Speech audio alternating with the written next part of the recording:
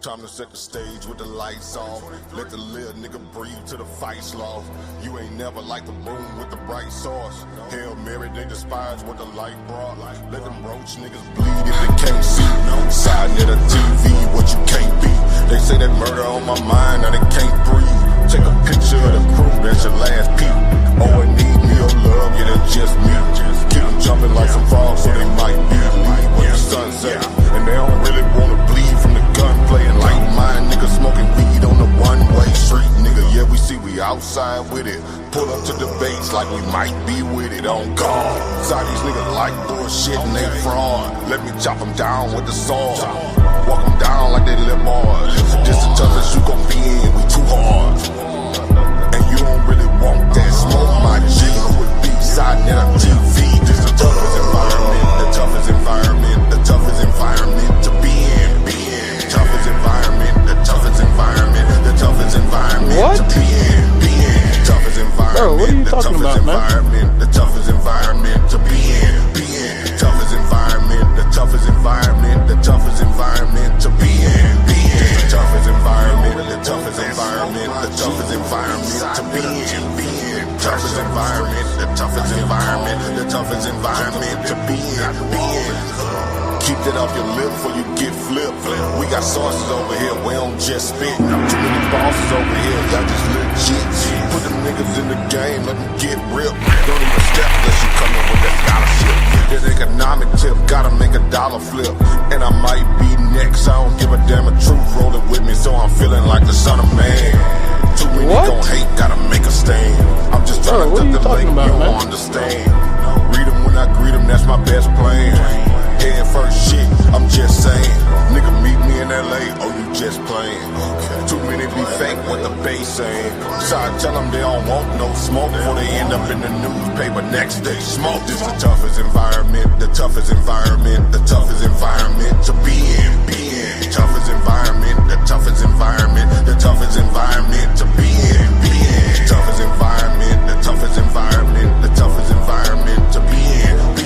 Toughest environment, the toughest environment, the toughest environment to be in. The toughest environment, the toughest environment, the toughest environment to be in. Toughest environment, the toughest environment, the toughest environment to be in. Toughest environment, the toughest environment, the toughest environment to be in. Toughest environment, the toughest environment, the toughest environment to be in. And this is it right here. The toughest you gon' ever be in. You wasn't conscious before us. Y'all niggas was asleep. We woke the sleeping giant. We did it. sa.neter TV.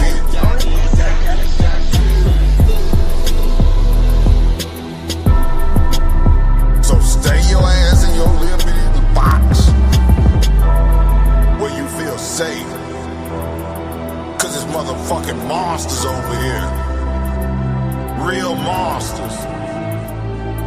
Peace and Pan-Africanism to Brother Herman Smalls in the toughest environment you can be in.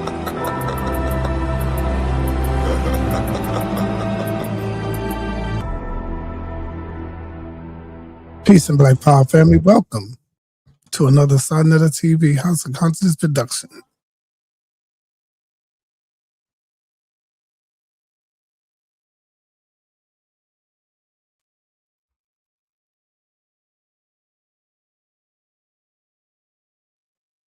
We got Xion Warchild in the building tonight. And you already know, he's in the toughest environment to be in. It's like the Apollo, the amateur night at the Apollo. When you do bad, the people in the audience will let you know. But if you do good, they're going to thumb you up. And Xion always do good with his information. He's one of the brothers, I could tell you, that is always on point. He's bringing you the info. He's showing you the sources. And he's coming with a slide presentation. What's going on, Brother Xion? How you doing? Peace, Saw, you know what I'm saying? Elder Saw, big shout out, you know what I'm saying, to the godfather of this thing, you know what I mean? Yeah, you know what I mean? And peace to the chat and anybody, who's watching. Yeah, I wanted to bring forth this presentation only because, there's, two other presentations. I have to bring the other perspective, you know what I'm saying? We had a great debate, you know what I'm saying? Shout out to all who watched that debate, you know what I'm saying? Shout out to Selah Shalom, you know what I'm saying? Who you know what I'm saying, excellent debater. I'm not here to cry like so many other people do. Come back and cry about whatever, you know what I'm saying? That's not what I'm here to do. I'm here to just bring, you know what I'm saying, out the information without, you know what I'm saying, the other opposing argument. We heard the opposing argument. We heard, you know what I'm saying, two parts, a series of what he brought forth, you know what I'm saying, very eloquently spoken, you know what I'm saying, although I, you know what I'm saying, do indeed object. Here is the other side, okay, of the story, the other side. And we're going to be showing the layers here, you know what I'm saying, because sometimes it's very easy for us to make a presumption. We, you know what I'm saying, we take one variable and we take the next variable and we make a presumption, but we're not seeing the layers, right, which produce certain variables to begin with. And so that's why I think scholarship is very important. You know what I'm saying? I'm very grateful for my education, you know, and being from Long Island, you know what I mean? We had great education. You know, I'm a brag for LI. most, you know what I'm saying? Long Island, New York, you know what I'm saying, brothers, you know what I'm saying? You don't say Long Island, brother. You say Strong Island, Long brother. Island all day. If you're from Long Island, you're supposed to know that. Strong Island. I always say Strong Island, but I'm trying to be all, you know, politically correct. Yeah. You know what I'm saying? Strong Island, big shout out to Crime Dance, you know what I'm saying? Money Ton, you know what I mean? Saying, you know what I'm saying? Port Knox, you know what I mean? The Dell, all of my people, you know what I mean, over there. And that's why I do the whole, you know, Wu-Tang thing too, because you know, where you at now? What city you in? I'm in Syracuse, you know what I'm saying? I'm up here, you know what I'm saying, with Captain Lasagna over here. Oh, it's cold up here. Yeah, I'm up here now. I'm up there in Syracuse right now, brother. Yeah, I'm it's cold up here too. Yeah. I got people up there, man. Right. Yeah. Big shout out to Captain Lasagna, ISUPK here. You know what I'm saying? Those are my brothers, you know what I'm saying? I frequently, you know what I'm saying, stop by and check them out, you know what I mean? And yeah, you know what I mean? What's the other brother's name? I forget his name. But yeah, so that's what I want to do. I want to do tonight. I want to bring you the presentation. I want to show you some layers. I want to show you how we take a text. It's like, you know, how Jabari and these dudes be brought.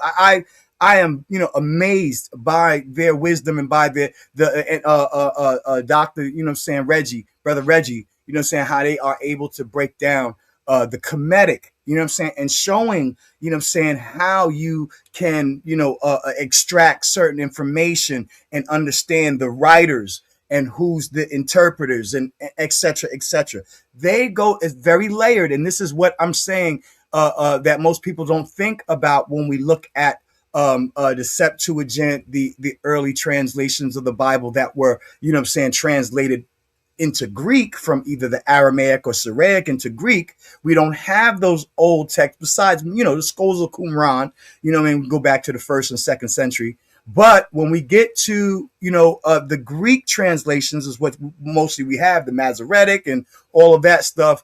People often presume that because it's written in Greek, that it's written by Greek writers. And this is what I want to show you guys, that doesn't necessarily, just because I'm from Long Island, I have, you know, a very good, you know, to what I presume to be a very good articulation of the English language, understanding. I know a little Spanish. I know a little Chinese, you know what I'm saying? I know a little daggone, you know, being from New York, you know what I'm saying? Hold on for a minute. Shout out to Malachi Maccabee. Hey, my God, man, you gotta have a little discipline though, my brother. Yeah, you're nice, but you gotta calm down. Look at my channel. When I knew it was gonna get hit, I knew they was gonna target me again. You see, what happened? You only see 65 people in the building. That's because of Rakufu that day when he was going crazy with him and Punk. And I told him, I said, yo, they're gonna hit me every time they take me out. They put, you know, because people hit me up. Yo, sorry, I ain't get no I didn't get no link, brother. They didn't send me the link. And so they gonna keep hitting me like that every time he go crazy. Right. Not only him, but anybody, man. That's why when you go crazy and you're doing all that profanity on the channel, you know, man, if I do it, this is my channel. my channel. I mean, I don't want to do it. I try not to do it. Right. And I try my best to hold back myself. But if I do it, it's my. You make your own stuff. You can't blame nobody else but yourself, right? Nobody else. There you go, brother. It's my channel. So, but other than that, I try not to do it. I try my best to chill. You know. Right. But it is what it is. So let me know when you're ready to get it in. So real quick, I see my brother Malachi Maccabee in the chat. You know what I'm And saying? you know why they're in the chat, right? Well, yeah. I'm not gonna pay attention to them once I get to my slide. They are in the chat because soon as you make a mistake, brother. But that's what they did. Yo, listen, Selah threw up the cap early before the debate even started. He threw it up. You know what I'm saying? In the air. He called the Thundercats. He threw the Thundercats daggone hole, you know what I'm saying, straight up right before the whole debate started. So I knew they was going to be in full numbers. You know what I'm saying? It's all good, man. You know what I'm saying? I stand on my own, and it is what it is. But here. Watch this. Context. I want you guys to pay attention. This is the Ge'ez right here in the Lord's Prayer that we see in the New Testament. Apatachinoi, yabesame yametano, simia kodes magista temta, for quite besame and donak, induwu bem datanyu, letin daratinin, sitanzari yabelalachinim yakubel. I am good with the King's English. I'm good with a lot of other things. You know what I'm saying? Yakub Belen, Yakub endemnel abo ward vetina aktaban, kekefu adenin inji, mengish yatanatana. There's a lot of them. Why do I bring that up? You know what I'm saying? Not just to show that, you know, I know a little bit of Ge'ez, you know what I'm saying, from the liturgical, right?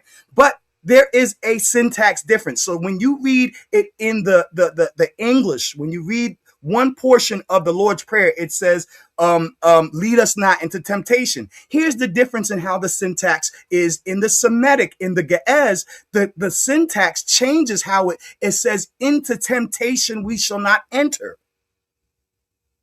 You see why it was so important to change it into the Ge'ez?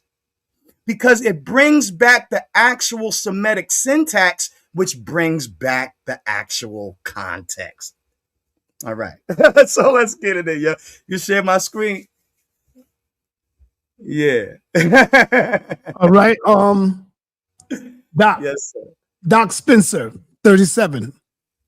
He says, "Saw, get Charleston White on the show." Nah. We got Charleston White on the show. He already had him on the White charges $5,000 or sometimes $3,000. He was going to charge me $3,000. And I'll be damned if I pay $3,000 for you Negroes to just get all the benefits and don't want to put up no money and don't want to support. Because if everybody was to say, you know what, let's get Charleston White. Let's all put up something like $10, $20 and donate. But y'all don't do that. And so that's why we got the same regular people. A lot of times, a lot of the new people, they charging now because they coming on YouTube just for the money. They coming on just to make their money. And I'm not mad at them. I'm not mad at them at all. You know what I'm saying? I'm not mad at them at all. If you can get your money and get paid for doing this, then get paid. I'm not mad at you. But don't tell me to bring people on and then y'all not supporting. I'll be damned if I pay $30,000 out my pocket and y'all just sit your butt there and don't, you know, give up nothing and don't support the channel. I'm not doing that. I could have been had Charleston White long time ago. Been had him. So here's your presentation, brother. Right. Get it in. And all right, let's get it in. So I want to give a big old shout out to my, you know what I'm saying, to my baby boy. Hold on. You're going to make it bigger, right, Paul? His birthday was this. Yep. So yeah, my boy, you know, just had his little bar mitzvah and everything.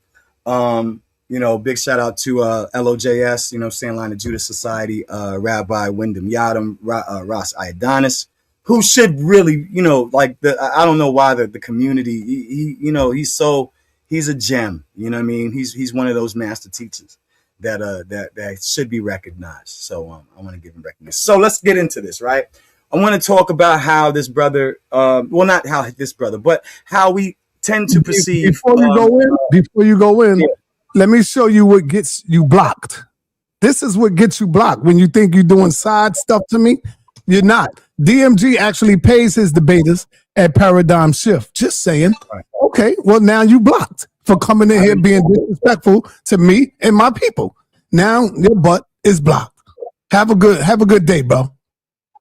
Go ahead, man. I ain't gonna cut you off no more. I'm glad I did that before you started. Go ahead.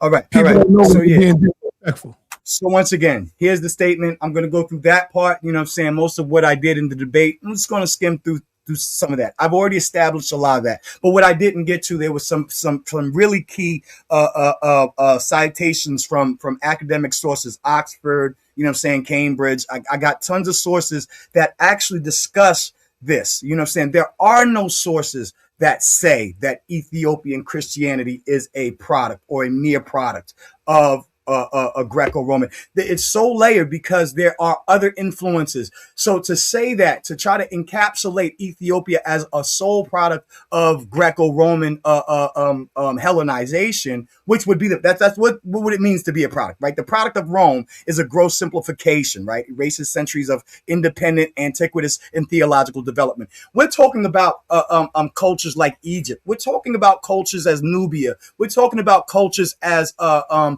Southern Arabia, Sheba, Saba, right? We're talking about Assyria, you know what I'm saying, and also Armenia, and how all of those cultures were key in the development of, you know what I'm saying, pre-Christian Ethiopia, right? And so while there is no argument, I'm not arguing, the title was never about whether it was influenced, right? Influence does not denote being a product of. Like I said, I can speak multiple different. I have influences from Jamaica. I have influences from my Puerto Rican brothers, my Haitian brothers, my Dominican brother. Being from Long Island, you're gonna get, you know, saying my Italian. I say things that sound like I'm speaking Italian. That does not make me a product of Italy. You know what I'm saying? I'm a product of Long Island. You know what I'm saying? And there are other key factors, other layers to what influenced and what produced me, right? The same way with something, especially something as old as the Ethiopian culture and Ethiopian people in antiquity and history. But, you know what I'm saying, the Bible in and of itself, right? So going a little bit further, you know what I'm saying, we already see that Ethiopia, you know what I'm saying, was considered prior to Greco-Roman Christianity, you know what I'm saying, in Greece they had a identity that was their own, and they looked at them. These depictions prove Ethiopia was not invisible to Greek imagination. They didn't impose their identity upon Greece through force and through might. They imposed their identity on Greece through their connections and their communications and their identity within the Nile Valley and within the Mediterranean. You know what I'm saying? Because these people were traveling back and forth and trading and, you know what I'm saying, getting involved in many different aspects of the life of that large geographic region. So, you know what I'm saying? Everybody knew the players on the field and they knew each other, right? And they spoke about each other. This is how they looked at, you know what I'm saying, Memnon and Aethiops. Please don't knock on my door right now. I'm in the middle of it. Go away. So, yeah. So claiming Ethiopian Christianity as a product of Greco-Roman Christianity, Hellenization, you know what I'm saying, definition of Hellenization. Let's understand this. Hellenization means a deep assimilation into the Greek worldview and identity. It is not just using Greek words or having contact with Greek culture. It is adopting Greek philosophy, language, categories as a foundation of theology and practice. Right? So that means that the language within the liturgy, like just like Rome used Latin, and any church that came out of it, they used Latin in a lot of their liturgical singing and stuff like that. That is a product of Rome, right? Or even using Greek text, straight up using the straight Greek text, reading it from the Greek text. That is a product of Greco, you know what I'm saying, Hellenism. So Rome, Constantinople, the defined Greek Christology. So when they came in, you know what I'm saying, in the third century, They started just to make distinctions, categories. These people were living their lives and believing and following and hearing from this one and that one from different areas of Syria, from Egypt, from you know what I'm saying? You know, so you had people who were missionaries going all out, all over the place and going to different people and bringing what they thought, you know what I'm saying, that Christianity was. And oftentimes that Christianity that was received by those people, like the Egyptians in Alexandria, of course, the way they viewed God and divine culturally prior to Christianity will be transposed onto how they viewed Christianity as they converted.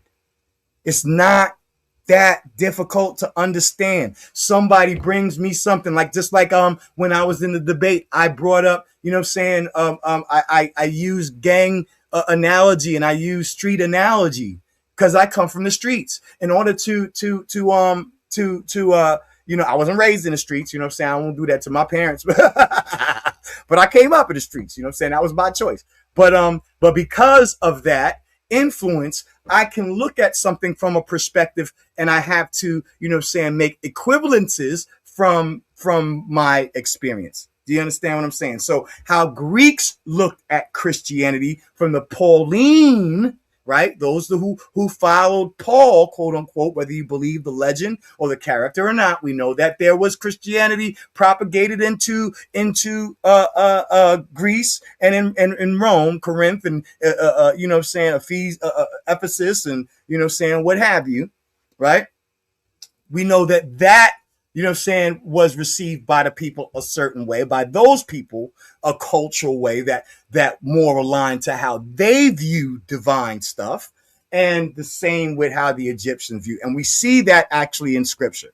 We see that actual dichotomy happen between Paul and the followers of Apollos. Over the past 20, no, I'm not going to read that. I did that before. That was just an overview. Hellenism, the objective form as it is now understood, is a relatively recent term. The great scholar Droysen was the first to attach its present significance to it about years ago in connection to Second Maccabees. The Second Maccabees, what was going on there? There was a war between Israelites and Semitics versus Romans. We're talking about 1st century, 2nd century, you know what I'm saying, a text that is in the Roman Catholic canon, you know what I'm saying, not in the King James or the recent King James. I think it was in the 1611, right? So we're seeing that when people start to remove things and change things according to their text, it's usually relevant to the doctrines that they're trying to project. Same way that the Roman Catholics removed, you know what I'm saying, Enoch, Jubilees, and other texts, you know what I'm saying, you know, Jasher, all of those texts that the Ethiopians said, no, we ain't getting rid of that. We're not throwing that away, right? We're gonna preserve every book, even if they contradict each other, right? According to Hegelin, the new civilization furthered above all the expeditions of Alexander the Great, right? The Greco-Macedonian colonial rule, which followed a civilization which was shaped by the gradual spread of the Greek language, right? So let me get to some other stuff here. So this is the source here. Does it make sense to speak about Hellenization, Christianity? See, I use sources that are direct and specific to the actual subject matter. What often ends up happening is you see somebody bring up a whole bunch of sources that are about key parts, subtext to the story, like, oh, this person, Caesar Borgia came from this, that, and the other source, blah, blah, blah, blah, blah, blah. That is the source about his origin.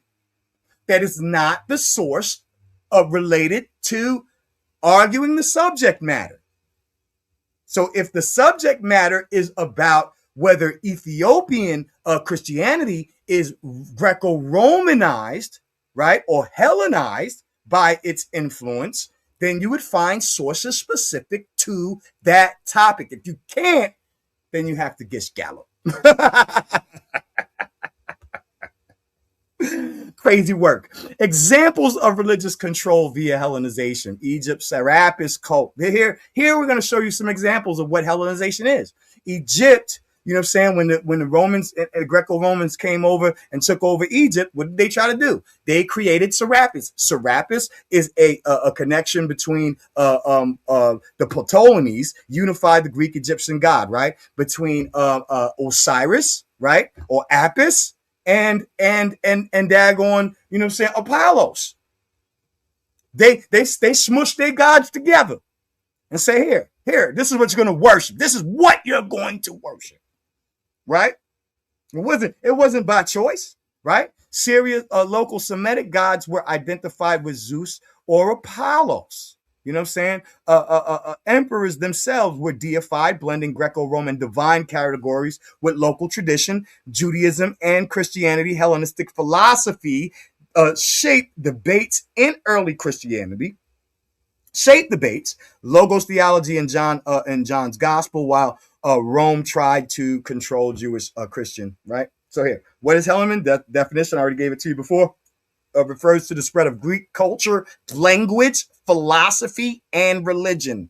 Language, culture, philosophy, and religion across the Mediterranean and Near East after Alexander the Great's conquest, 4th century. Yes, their conquest did take over Egypt, right? You know what I'm saying? Didn't mean that there weren't still Egyptians in there who still had their own ideas and practices, right? That would be crazy to assert that because they were under Roman rule, that there weren't those who were, you know what I mean, rogue soldiers. You know what I'm saying? Resistance, freedom fighters. You know what I'm saying? Like hail to the nah, right? So the purpose of blending created a shared cultural framework that this is how they try to, you know what I'm saying, interject their control into by doing these things. But they had to force their language, their philosophy, and their religion and their culture onto the people. So we'll see a lot of that. You know what I'm saying? Rome as the heir of Hellenism after conquering. So Rome after conquering Greece in the 2nd century, Rome absorbed Greek philosophy, art, and religion. And one of the things was the tactic of Hellenism from the Greeks. They took that as a model and continued that practice of Hellenizing other cultures by going in there and injecting Greek gods, Greek divinity, Greek theological ideology, you know what I'm saying, into the other person's, the subject people's religion. They absorb. Resistance is futile, right? They bogged out, right? Political control. And if somebody rejected how, then they would remove them. They would take their power, their prestige, their positions of authority from them, and these people would have to go running for their lives or be, you know what I'm saying, dealt with. Like, come on, let's talk about it. So Ethiopian Christianity canon, Ethiopia preserved texts like Enoch Jubilees. They rejected the Roman embedding Afro-Semitic scripture into its Bible. Dual Sabbaths, right? Here's the practices, right? They kept the Sabbaths, right? Which Rome rejected. They kept the fasting cycles and continuity of Judaic and Nile Valley heritage because they were Nile Valley. And they had a large connection with Syriac and Judaic people through the Incense Road. There was large history of Judaism going back pre-1st century to, you know what I'm saying, early like BC, or, you know what I'm saying, closer to the 1st century. You know what I'm saying, that Judaism was because Ethiopians were trading and traveling back and forth through the Incense Road and the Nile Valley, obviously, right? So practice dual Sabbaths, right? Theology, Myophysite, Tuahito. Tuahito means unity. U-N-I-T-Y, that's a unity. It's unity. What does unity mean, sir? You know what I'm saying? To all of those who come to divide and conquer. You know what I mean? To try to destroy a person or a people's legacy, their own identity, their own culture. Like I said, and I asked before, who sent you, right? Now, you know what I'm saying? Christology reflects African concepts of unity and kingship, not Greek dualism. This is what the difference was. Myopichism more represented. See, it was a term that was coined during the Chaldean Council. They sat down and said, "Well, what would you call the thing that those peasant Egyptians and Semitics are practicing?" I would call it myophysitism. Okay. Well, what do you mean? So we deal with the dual nature. Yes. So there's diaphysitism. Okay, down with myophysitism. Kill anybody who practices it now. Because now we just distinguish with Greek words the difference between already practices, you know what I'm saying? Already present practices, right? But we're defining it in the area of Christology now. That's why they sat down, because we have to figure out what we believe and shoot down what anybody else believes and force them to believe what we believe. That's Hellenism.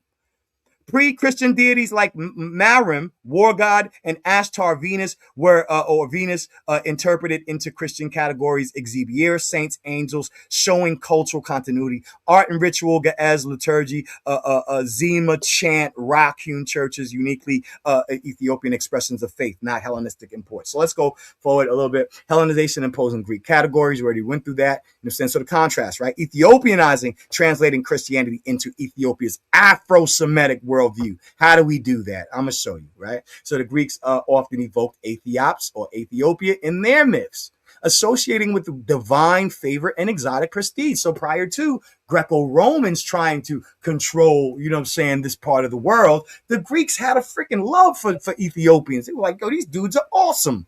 The gods love them. Zeus Ethiops. We will call our god Zeus Ethiops because these Negroes are dope. We like them. Greek mythology repeatedly portrays Ethiopia as a land beloved by the gods. This romanticization reflects how Ethiopia's cultural, religious stature influenced Greek imagination, rather than being a passive product of Greek invention, right? So just like my brother Easy Band said, he said, you know what I'm saying? You saying, oh, the black people, you know what I'm saying, took the, you know what I'm saying, copying the white people who copied the black people. Big shout out to Easy Bands for that, right? Mithraism in Rome before Christianity origins derived from the Persian god. This is what they were worshiping during the time that Christianity was being formed by the East Asia, you know what I'm saying? Southern Asia, or, you know what I'm saying, Eurasian, you know what I'm saying, areas like Armenia and such, and Egypt, churches in Egypt, churches in Nubia, you know what I'm saying, and churches in Syria, right? So then Paul went into Greek. That's what caused the Pauline. So when you say Greco-Roman, right? We're talking even present day when we discuss the Roman Catholic Church as opposed to the old world Byzantine Church, right? Established, right? You know, during Constantine's time. You know what I'm saying? What we're talking about are those who came, and they are specifically categorized as Pauline Christianity people. Now, anything that was Matthew, Mark, James, and you see what I'm saying? Was not Apollos, Cleo, was not considered Pauline. Why? Because they went and preached to different people in different areas who had different belief systems. And their belief systems oftentimes interject and colored how they viewed and practiced this new religion that they converted to. It is not rocket surgery, y'all.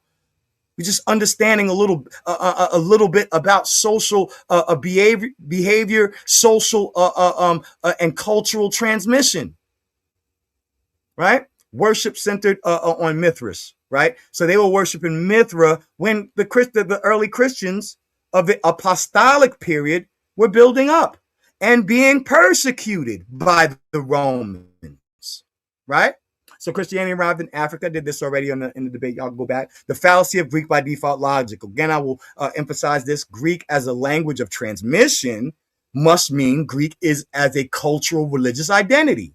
That is a fallacy of equivocation. It occurs when a word concept is used in two different senses, but treated as the same. Okay. Y'all smart. You know what I mean? You know, the HOK, you know what I'm saying? Audience, y'all get it.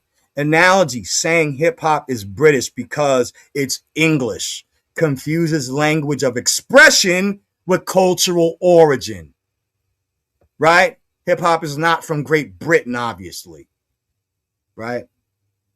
Contrast in Miaphysite, Egyptian doctrine, Miaphysite, Coptic, Ethiopian Christ is one united, UNITY, right? Tuwahido, right? That's what united nature, they're flagging here by even naming themselves Tuwahido. They're saying we don't agree with your dualistic demigod Jesus. You know what I'm saying? It reflects Egyptian religious continuity where gods like Osiris, Horus embody unity of divine and human realms, not split. So let's run forward a little bit. I want to get down to, so here, statues. So why do we see statues and I'm not going to use that term. You know what I'm saying? There is a practice that comes from Ganymede in Greco-Roman history. And that practice was transposed over to the Roman Catholic Church. And this is why there's so many lawsuits about, you know what I'm saying, children and such, child abuse and such. And we're not going to go into that. However, that was a practice that was transposed, the altar boy, etc. You know what I'm saying, the cupbearer, etc. That comes from Greek, you know what I'm saying, pre-Christian. It was adopted into their monastic practices, right? Their statues that came. Why would they read the Bible and still use idols? Because they weren't accepting the Semitic, Afro-Semitic practices of the Judaic and the Syriac and the Semitic, Afro-Semitic people. They were going to interject their Roman, Greco-Roman practices. That is Hellenism. When you see statues of Mary and statues of Jesus and three-dimensional carved figures in those churches and what have you, that is Greco-Roman. But you will not see that in Ethiopian. Why? Because they rejected it. Also, further proving that they had their own identity that was not compromised or influenced by Hellenized Roman churches or Greek Orthodox churches, but that was if you want to say it was daggone influenced, it was influenced by Judaic and Semitic cultures. Okay? So what we're not going to do is act like there aren't other people on the playing field who are influential, who are, you know what I'm saying, bonded in the shaping of the culture of the people in this area, right? Hellenized churches, statues and carving, churches influenced by Greco-Roman culture, Catholic, Byzantine, Orthodox, incorporated statues, reliefs, carved imagery. Greek artistic heritage, sculpture was central to Hellenistic art. It was the way they were able to portray people's gods according to their images. This is where the placing of the white face begins on other people's gods. It begins with their art. They were serious about their artisans. Artisans and artworks and sculptures and paintings were extremely important to early Greco-Roman Christianity. Why? Because it was their way of depicting and controlling the narrative and depicting themselves as the gods of other people. Get into their minds that their gods are you, right? Philosophical symbolism statues were seen as incarnational symbols reflecting Greco-Roman dualism. Material versus the divine, not the material and the divine united.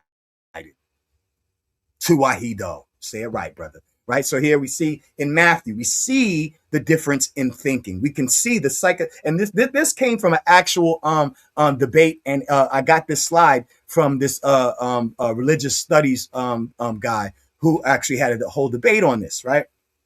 And he brought forth that you could clearly see between Matthew and Acts the difference in how the Jews and the Semitic people, all the people around that area, Canaanites and, and, Samaritans and all of them, would view a act of a miracle, right? Just in that showing it's a comparative of how their conjoined perspective, their cultural perspective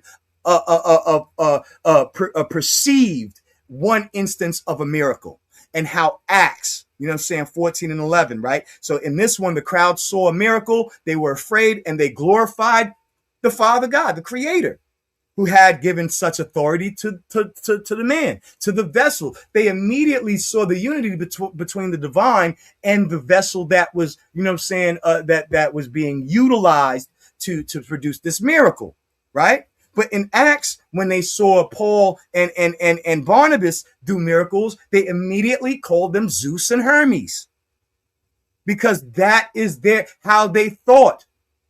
They said, no, these are not men. These can't be men. There has to be Zeus and Hermes.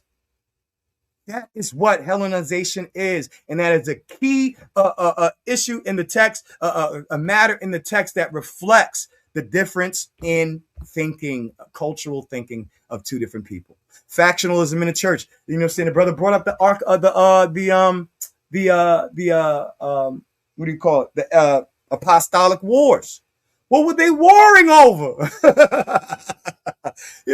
Just like now we got all these different non-denominational churches. We have the Baptists, the Methodists, the Episcopals, the Roman Catholics, we got Jehovah's Witnesses, we got, this, that, and the other, right? We got all these different views and worldviews and of Christianity. It was no different back then, maybe just a few less. Now there's so many people on the planet that got different views. There's millions and tons of different perspectives on how to view the Bible. But back then, it wasn't one worldview, and it wasn't Roman to begin with.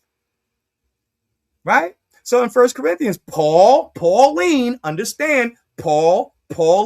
doctrine. Paul goes to the Greeks, begins by reporting a concrete local complaint. Members of Chloe's church. Chloe went to the Syrians' household, informed him that the community was divided into parties aligned with particular leaders. Oh, they were already separating, definitely from Paul, because a lot of them didn't agree with what Paul was teaching. Read the text, right? Apollos actually agreed with certain parts, but didn't want to freaking preach it like he was preaching to the Greco-Romans. So it says that Apollos, an eloquent Alexandrian teacher, Alexandrian, meaning he was Egyptian, and gave a Greek name. I showed you guys that before, that just because somebody has a Greek name or uses Greek text doesn't mean that these people are Greek. The Greeks were the ones who categorized and named and recorded this history, and they wrote it in Greek. And so therefore they're talking about non-Greek people in a Greek language. And we'll get to that, right? The eloquent Alexandrian teacher and Cephas Peter was represent different social and rhetorical capitals. Rhetorical, right? So how they preached was different than the other one preached. Paul's collective rhetorical aims to reassert apostolic norms and communal unity, not to declare an irreparable schism. So Paul, even though his views were way different than how, even, the original apostles, the disciples of Christ were teaching, he still wanted to try and remain united, right? With the apostolic, right? So Paul's corrective aims, right?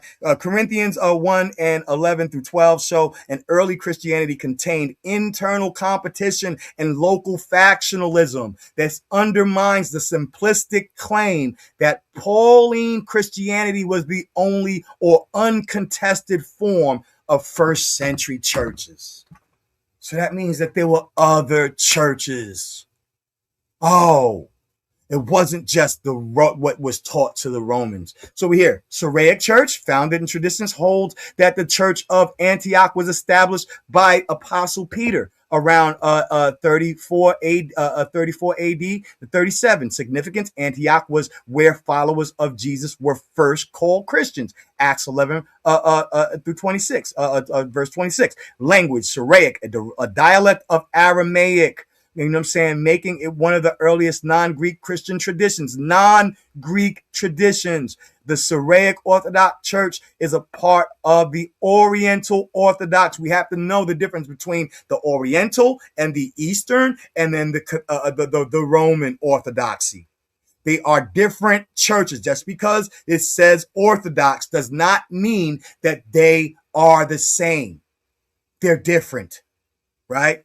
Yes, Jesus and all of that stuff is all, but one has an earlier beginning and has different ways of looking at their divine ideologies and stuff and scripture and how they relate the text, and the other transverse, right? Founded tradition says that St. Mark brought Christianity to Alexandria around 42. Significance: Alexandria quickly became a major center of Christian theology with its famous architectural school producing figures like Origen and Athanasius. He brought up Athanasius, right? Athanasius. And Athanasius is not Greek. He's Egyptian, like actual Egyptian. You know what I'm saying? Nubian Egyptian. You know what I mean? Coptic, first stage of ancient Egyptian, later replaced the Arabic, right? Legacy or the Aramaic or Arabic, right? Coptic, right? Final stage of ancient Egypt, right? Egyptian. The Coptic Orthodox Church of Alexandria is the mother church of Egyptian Christianity, right? So it is the mother church, right? The Coptic Orthodox Church of Alexandria is the mother church of Egyptian Christianity today, right? It doesn't necessarily mean that it's a mother church like the other brothers asserted, a mother church of Ethiopia. It's not a mother church of Ethiopia. It's a contemporary, because they did different things. Irenaeus demonstrated from the beginning. Irenaeus demonstrated of the apostolic preaching supplies a model of how early Christian claimed apostolic authority through local traditions and texts, a model Ethiopia used to legitimate its own as canon liturgy. So now I want to get down to this, right? Greek ideological perspective, divinity, right? Versus the Egyptian ideological perspectives. I also have a slide that shows the difference between the Ethiopian perspectives and the Egyptian perspective. If it was such a child or a daughter of Egyptian Christianity, then why are they so distinct? Just because they were the Alexandrian fathers, you know what I'm saying, and bishops anointed the Ethiopian bishops, didn't mean that the Ethiopian bishops still didn't do their own thing. It was just the Alexandrian bishops were the ones who anointed Ethiopian bishops. And that was institutional. You know what I'm saying? Influence, institutional authority, not cultural and theological authority. I'm going to show you why. All right. So, like I said, it was scribble scrabble. I'm trying to paint you a picture. We're not going to oversimplify, because we're academics. We're scholars in here, right? We're not children who, you know what I'm saying, who are watching a cartoon, right? We're actually having a comparative study here. Right? We're getting down to the layers and trying to perceive the layers. Even if we don't, I'm not here to proselytize whether Christianity is good or bad. I'm not coming here to say, you should come to Christianity and come to Jesus. You know what I'm saying? What I'm saying is that when we break down anything, even if you're going to break it down to dismiss it or to disprove it, let's be honest about the facts of the matter. We don't have to be rhetorical in how we dismantle something. We should be sound and credible in how we break down something. And that doesn't just come from just saying, oh, they were Romans.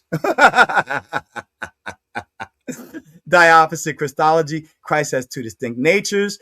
Greco-Roman gods, Greco-Roman diophysitic, right? Diophysitic, right? and Zeus, supreme god who interacts, right? Perseus, Hercules, demigods, right? I bring all of this stuff out, contrast with Monophysite. The contrast, Christ is one united nature, fully divine, human, inseparable. This reflects Egyptian religious continuity, where gods like Osiris and Horus. So the Pauline went with the Greeks, and Matthew, Mark, and James and them and Peter, you know what I'm saying, went to the Syrians and the Armenians and the Egyptians and the Nubians, you know what I'm saying, Ethiopians. It's not rocket surgery, right? Language independence, coined Greek with its lingua franca. When I say lingua franca, somebody said something, oh, that comes from the French and franca. And actually it's actually a Latin word, you know what I'm saying? But it's you know, and it was formed later than this time period. However, it's just a general word that simply means a language that is spoken commonly from a large geographic region, spoken by people that's not their native tongue. Right. So like English, like, you know, a lot of people come here to America and they have to learn English because here in America, it is the lingua franca. That's all it means. Right. In its simplicity as a definition. Instead, Ethiopia preserved Ge'ez, a Semitic tongue rooted in South Arabian and Cushitic influences. Right. So it has some Omotic influences and it had Semitic influences. Right. Southern Arabia through Southern Arabia. This choice reflects Ethiopia's determination to maintain. Right. So let's get down to some things. I want to get down so I can show you some sources here. Persecution and establishment. I brought out the fact that they were being persecuted. The persecution of Christians by Romans show that when Christianity first began, that it had nothing to do with Romans or Greeks. And that's why they were being persecuted. That's why there was a problem. You know what I'm saying? Even though these people still wrote in Greek, you know what I'm saying, and spoke in their own native tongues, we're going to show you this, right? Ethiopian Orthodox versus Egyptian Coptic, right? Here's the difference between even Egyptian. So if the Egyptian Coptic Church is the mother of Ethiopian Christianity, why are there so many differences here? Right? Biblical canon, 81 books, including Enoch, Jubilees, Magabayan, unique to Ethiopia. Expanded canon reflects Judaic continuity. 66 books of the Coptic Orthodox Church. So their canon has only 66. Ge'ez, liturgical language, Amharic, Tigrayan, in practice, distinct chant traditions, Zehema, and liturgical music. Coptic liturgical language, Arabic, widely used Coptic chant traditions.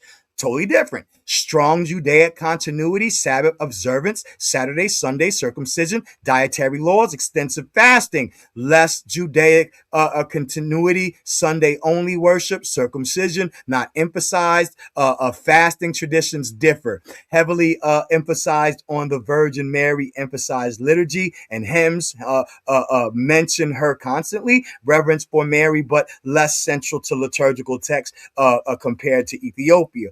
Deeply integrated into, right? So the monasticism deeply integrated into society by the Ethiopians, right? Preserve unique Ethiopian traditions. Monasticism in the Egyptian, monasticism is strong, but more closely tied to Alexandrian theology. So they're more Egyptian in how they think about things than the Ethiopians, right? I can go on. The governance, right? Autocephalus since 1958, right? So now they've changed. Patriarchy of Alexandrian Pope Tewodros II today governs Coptic Church. He's not over the Ethiopian Church today. You know what I'm saying? If we were talking about in the ancient times, yes, Alexandrian, but they weren't. The Alexandrian patriarchs were simply anointing Ethiopians as bishops.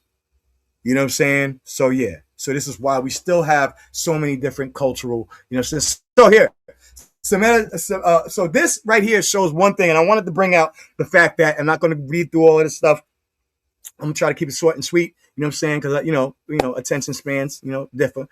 Semitism and Septuagintalism in the Book of Revelation, right? This is important because the Book of Revelation is one of the most key books that they study, not necessarily, to try to figure out whether, you know what I'm saying? Like there are people who are gonna, try to figure out the prophecies and stuff like that. But from a academic, scholastic standpoint, studying the scripts and the text without religious dogma or perspective, we look at the book and we can see that Revelation had a deep Semitic syntax to the written Greek. So, and what did that mean? That means that when the person who wrote it wasn't really a Greek writer, and so he was trying to write in Greek, but because he spoke, his native language was Semitic, the syntax in how he spoke. This is like, again, a Spanish person or a person from Puerto Rico knows the difference between a person who writes from a Dominican Republic or Mexican, right? Because they have a different way of using certain words and stuff like that. But then us as Americans, when we see somebody whose native tongue is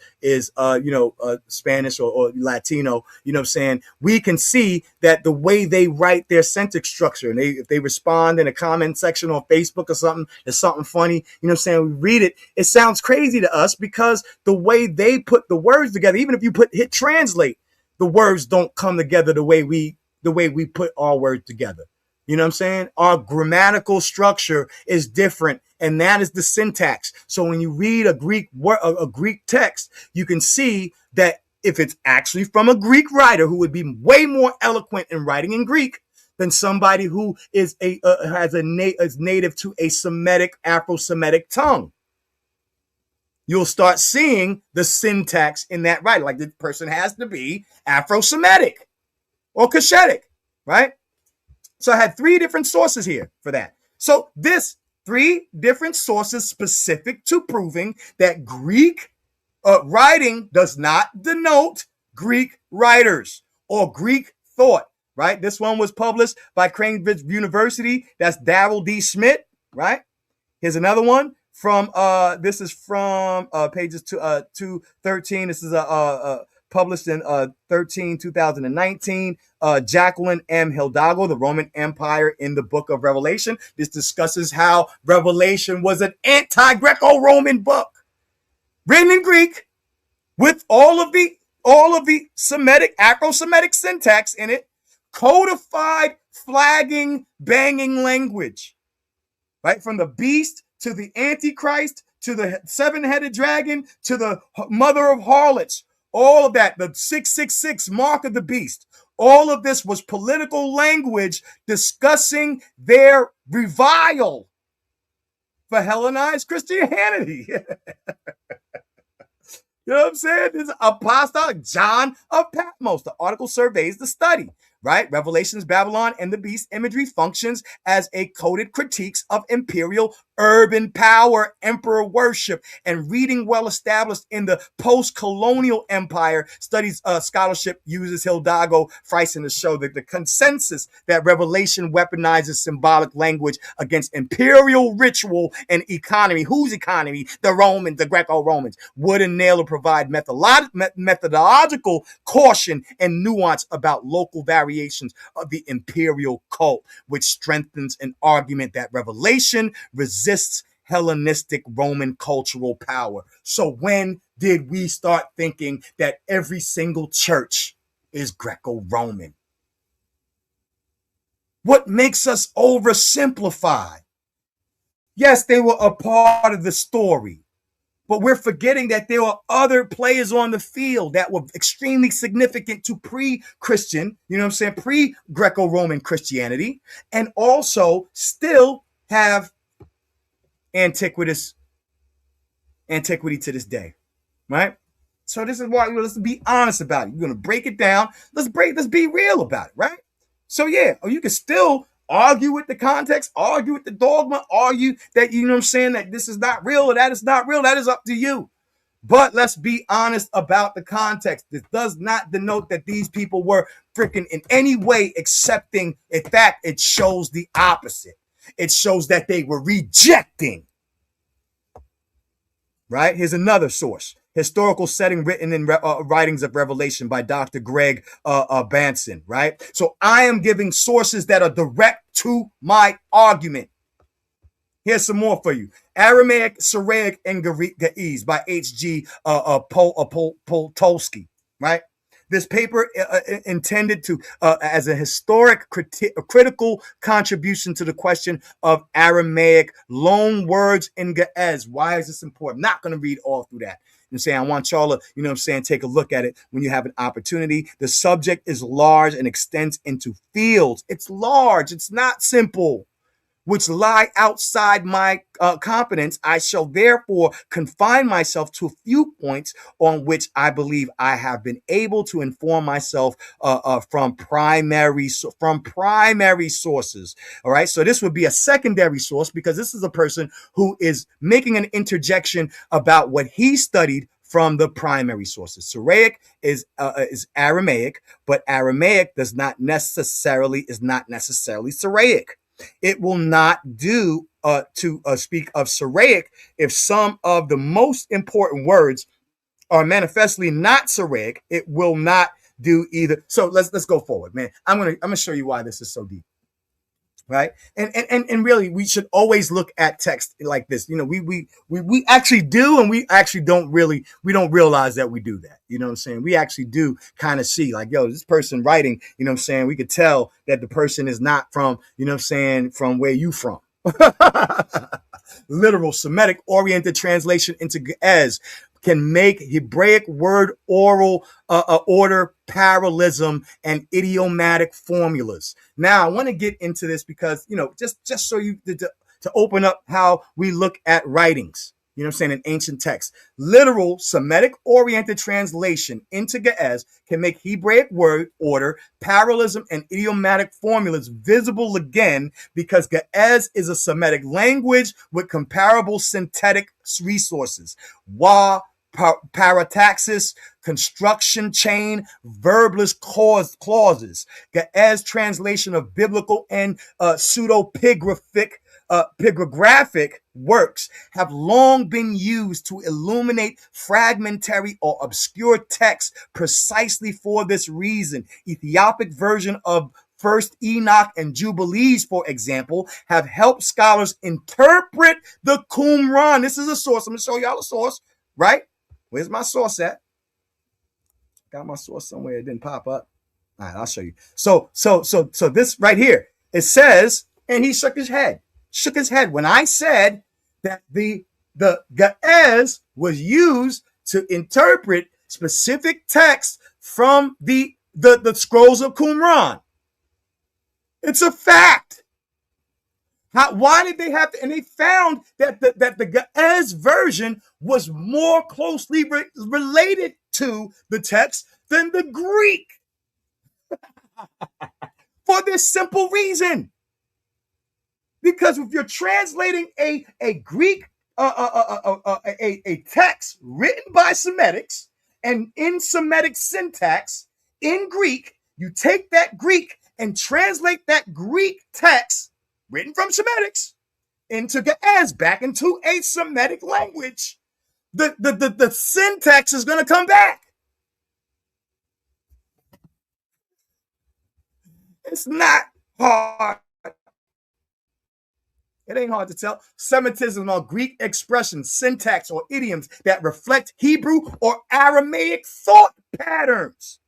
Hebraic word order, Semitic idioms, translated literal Semitic conjunction use, Semitic rhetorical forms. Scholars identify them as comparing Greek constructions with Semitic originals by surveying reoccurring Hebraic patterns across the text. Let's just keep it real, right? If you don't care, you don't care. But just let's be honest when we're going to do anything. Let's really get down to the nitty. We're going to study something. Let's study it in depth and study to show ourselves approved. Semitism are Greek expressions for syntax and idioms, right? So let's go here. How scholars demonstrate Semitic author. My source is coming. How scholars demonstrate Semitic authorship or influence syntactic parallels, Greek sentences that mirror Hebrew word order or use Semitic conjunctions, lexical Semitism, Greek words used in ways that reflect Hebrew Aramaic semantics, rhetorical forms, chasemus, parallelism. That's why I know people get upset when Hebrews say, well, let's read that in the Hebrew. No, let's read that in the Hebrew. Because it's going to show you, even if it's not as perfect as maybe the original, you know what I'm saying, transcriptions, you know what I'm saying, that, you know, we don't have, or maybe it's hidden in the Vatican. I don't know. I'm not a conspiracy theorist, but You know what I'm saying? It will be more closely related to how it was supposed to be written and in the context that it was meant. Right? So the chiasmus parallelism proverb structures typically of Semitic literature. Translation fingerprints. When a Greek passage reads like a literal translation of a Semitic original, it suggests a Semitic source. Or but here it is, Black David Allen, New Testament Semitism. Again, another source proving my argument, the title of the debate. Right? Ethiopic, not just you know what I'm saying, sources about people's, you know what I'm saying, origins. Oh yeah, you know what I'm saying, Pythagoras was born in blah blah blah, source, blah blah blah. What does that have to do with the title? Give me an academic source that actually addresses the key points of the debate. That's what we want to see. That's what I want to see.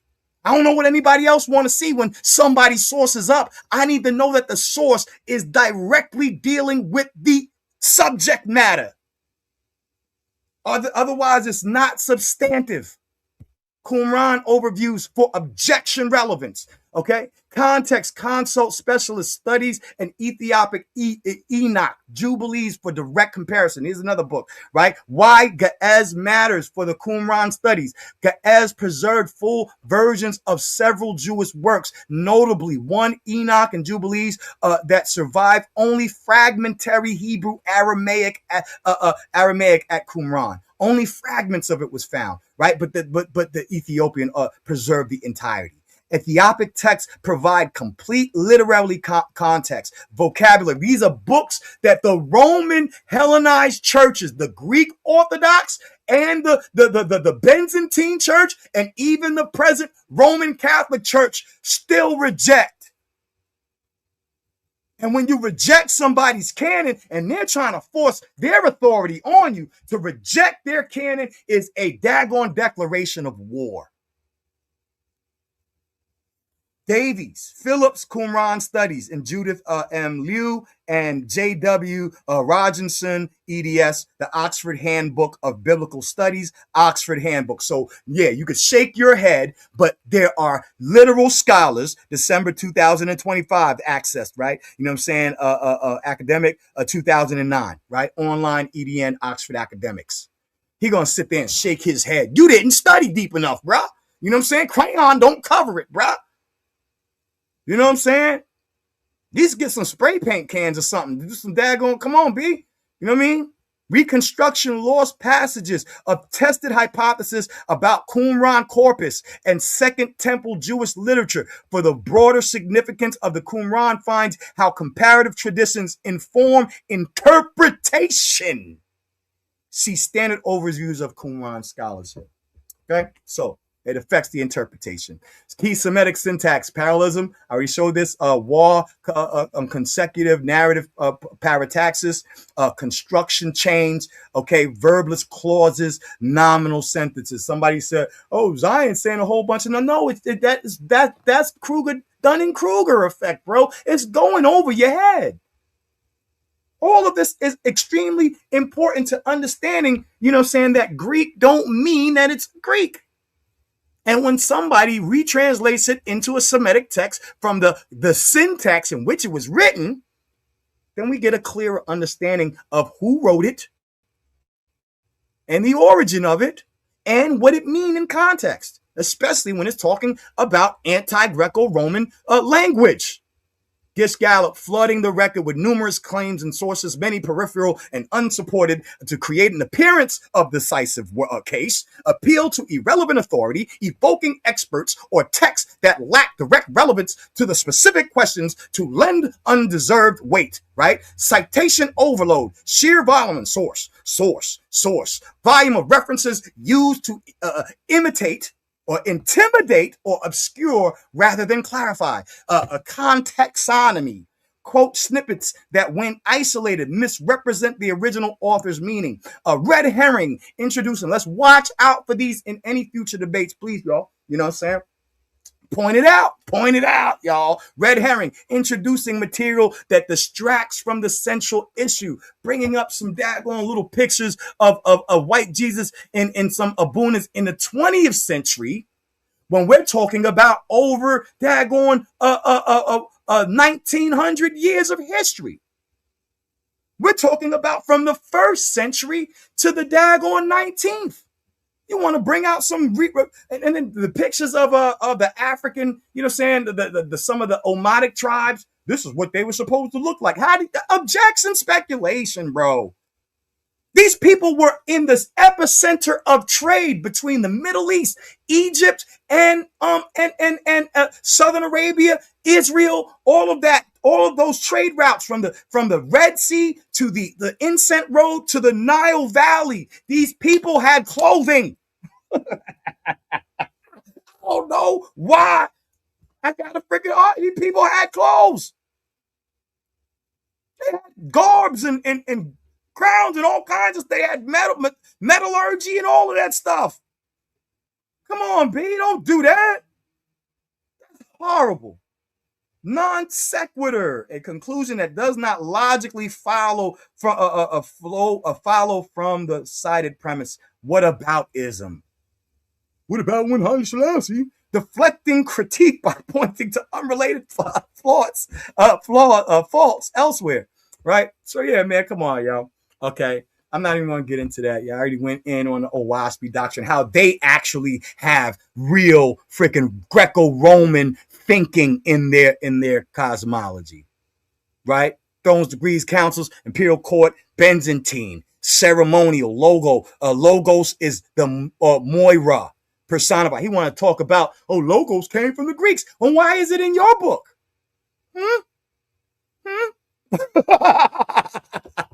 You wasn't going to tell him that, were you? You know what I'm saying? Bruh. Y'all know I'm silly. So I got to have some fun. You know what I'm saying? This is what it's all about. It's about the information. It's about the scholarship. It's about the sources. It's about being comprehensive and trying to synthesize the information.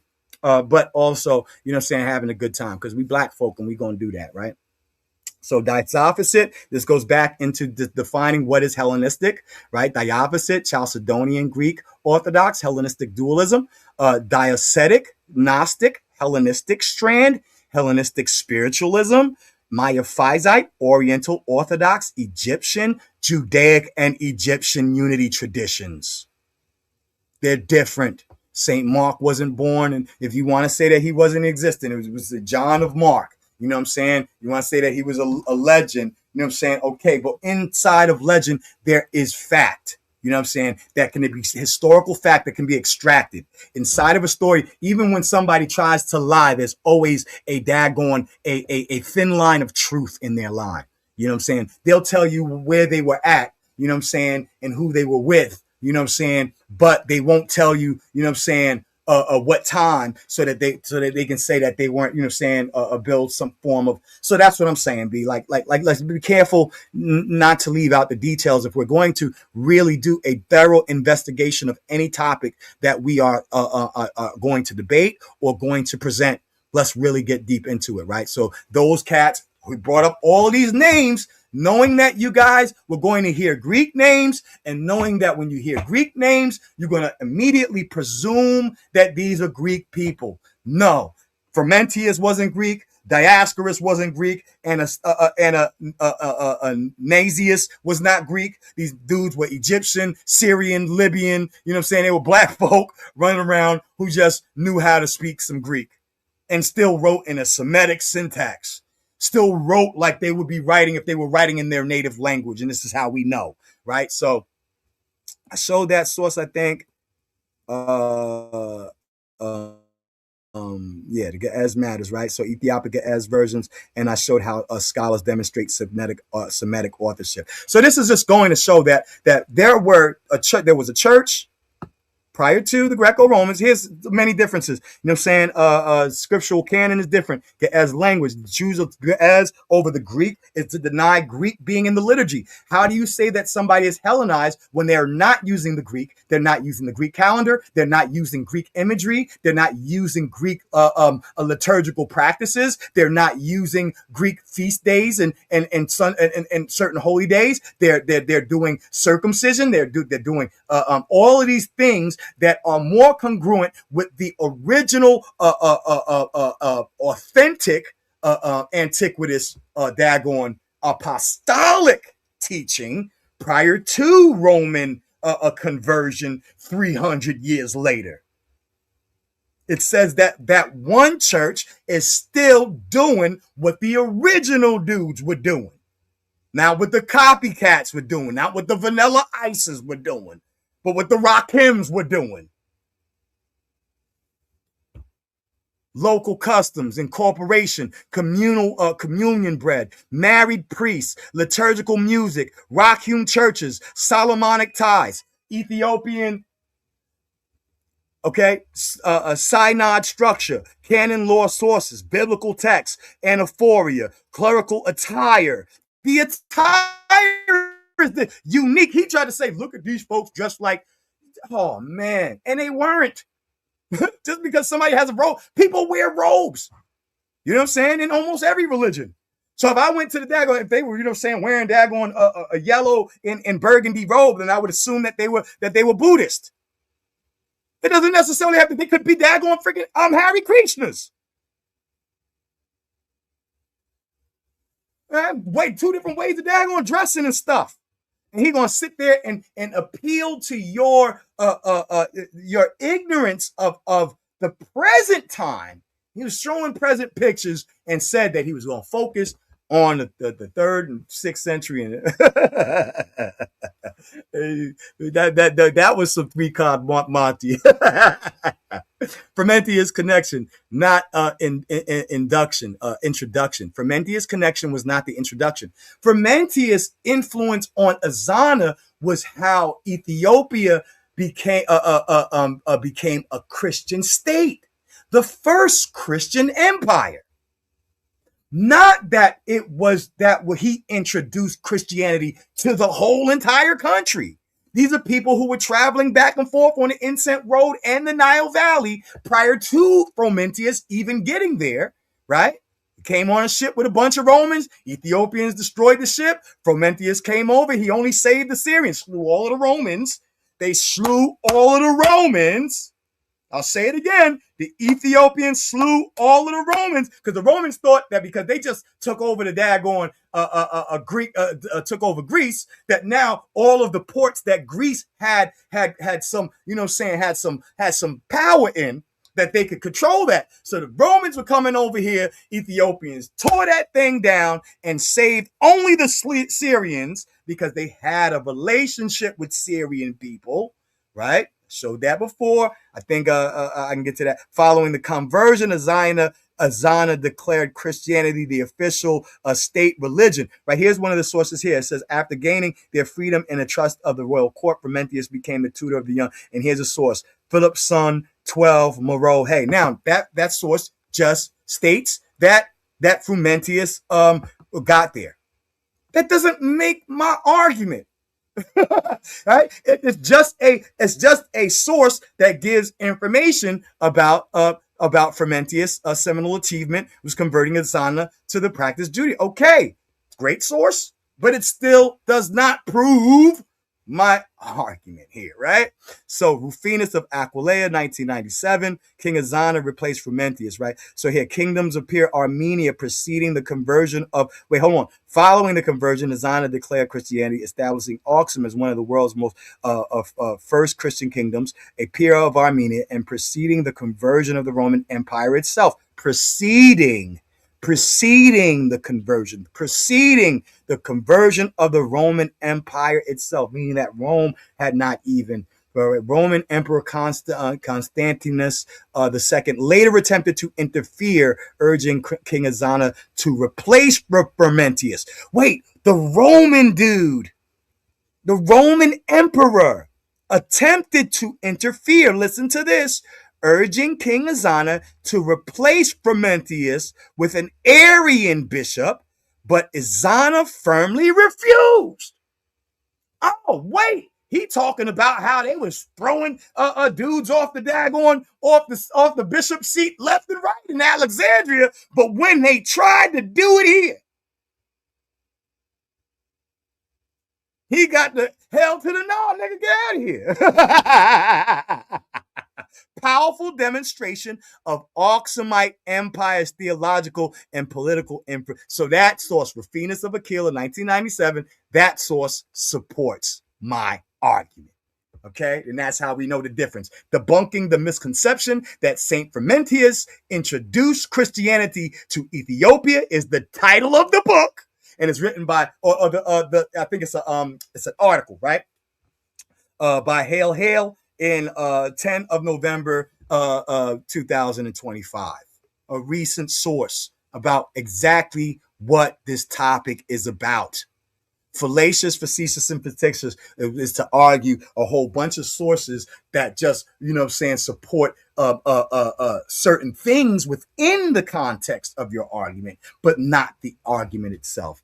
You wanted to ask about how, we don't see, here's the crazy thing. He said St. George was a Roman, and they venerate St. George in Ethiopia. Show us some Ethiopian, show us some Roman Catholics or Roman Greco-Roman dudes, worshiping a black Jesus. Like, that was crazy. I think that came out of his mouth too fast before he thought about it, right?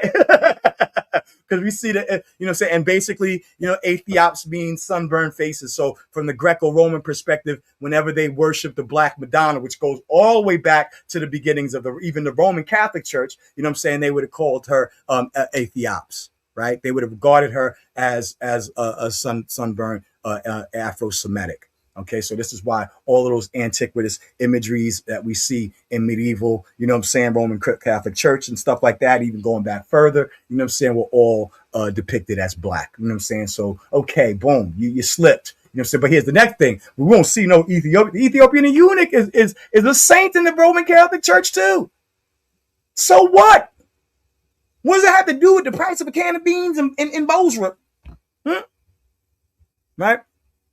So early Egyptian and Syrian Greeks often appear in Greek history. All early Egyptian and Syrian Christians often appear in history with Greek names because the Greco-Roman world used Greek as a dominant language of administration. The thing is asking, is Ethiopia Christianity a product of Roman influence? Product, not that is it. Does it have Roman influences? Is it a product of those influences? When we're seeing Egypt, Syrian, Jews, freaking daggone, Armenian, Nubia, Egypt. All right, said Egypt, right? Names because the Greco-Roman world used Greek as the dominant language of administration. Said this before. Scholarship and theology as Christianity spread in Alexandria, Antioch, and other centers. Antioch is Eurasia, right? And other centers, local leaders and saints were recorded in Greek. That means that the writers who recorded the history were writing in Greek and gave them Greek names. It doesn't mean that they were Greek people, or that they were even freaking daggone down with the Greek freaking daggone perspectives. Some of them were Pauline, some of them were not.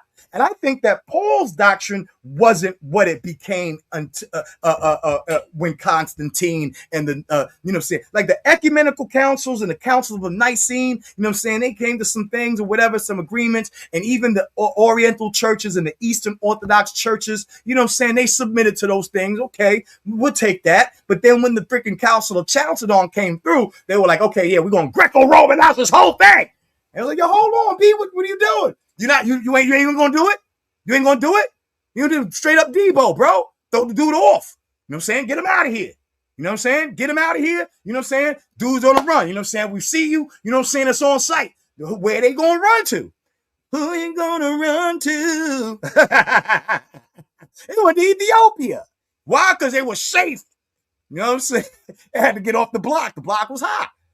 Alexandria, Antioch, and other centers, local leaders and saints were recording in Greek. Even the native languages were Coptic or Syriac. This reflects both the cultural prestige of Greek and Byzantine imperial influence, which imposed Greek name conventions on non-Greek communities. Okay, so by even us saying, "Oh, this has to be Greek," we are acquiescing to Greek freaking to the Greek imperium Romanum by giving them that power. Let's not give these folks too much power, man. I think sometimes we give them too much power, yo. So the evolution of the word "logos," he brought up logos. Logos, obviously, you know what I'm saying? He's saying he knows that it doesn't. That's why I'm like, yo, he's gonna sit here and try to pander to my, you know, people who don't particularly care for Christianity at all. He's gonna pander to y'all, you know what I'm saying? Because he knows that you're already gonna have your own biases toward Christianity, which is fine. You know what I'm saying? No problem with that. But let's, you know what I'm saying? But why be disingenuous? Why only give part of the story? He brings in the logos, but the whole discussion of the logos only came after people were trying to understand how the Greeks were going to perceive the Dabar and the Ruach HaKodesh from the Hebrew and the Memra in the Aramaic. Those things, those ideas, the functions of that spiritual, you know what I'm saying, theological idea or philosophical idea was pre-logos. This existed before the Greeks sat down and was like, okay, let's look at this. Look at their religion here. How are we going to distinguish that? What are we going to call it? And that's how the pen was mightier than the sword. Remember that saying? And they knew that. They knew that. I think it was like Socrates or one of them that said that, right? But Socrates' philosophies and hypotheses cannot define how we be dropping things. Judaism, the bar, meaning the Hebrew scripture, the bar refers to God's word. So we know that. So, and then you have the Hellenism logos, which came later as they were trying to, you know what I'm saying, identify how they were going to be categorized. Moving on. Let's get to some of this. I showed, here are the influences to say that I'm not saying that Ethiopian Christianity is totally unique to anybody without anyone else's influences. I'm saying Greco-Roman influence is minimal in comparison to Assyria, right? Saba, South Arabia, Yemen, right? With the Jews, you know what I'm saying? Assyria, you know what I'm saying? Nubia and Kush prior to and during the Christian era, the apostolic era before 300, right? And Egypt. All of these are trading centers. You cannot say that these folks who love texts, love to read other antiquitous works, the kings and the royalty and the elite class were going back and forth and trading and getting books and getting textiles and incense and myrrh and all of these things, right? And you're just trying to minimize it and smush it into a little tiny Greco-Roman capsule. Why? Why must you try to do that when you're forgetting all of this?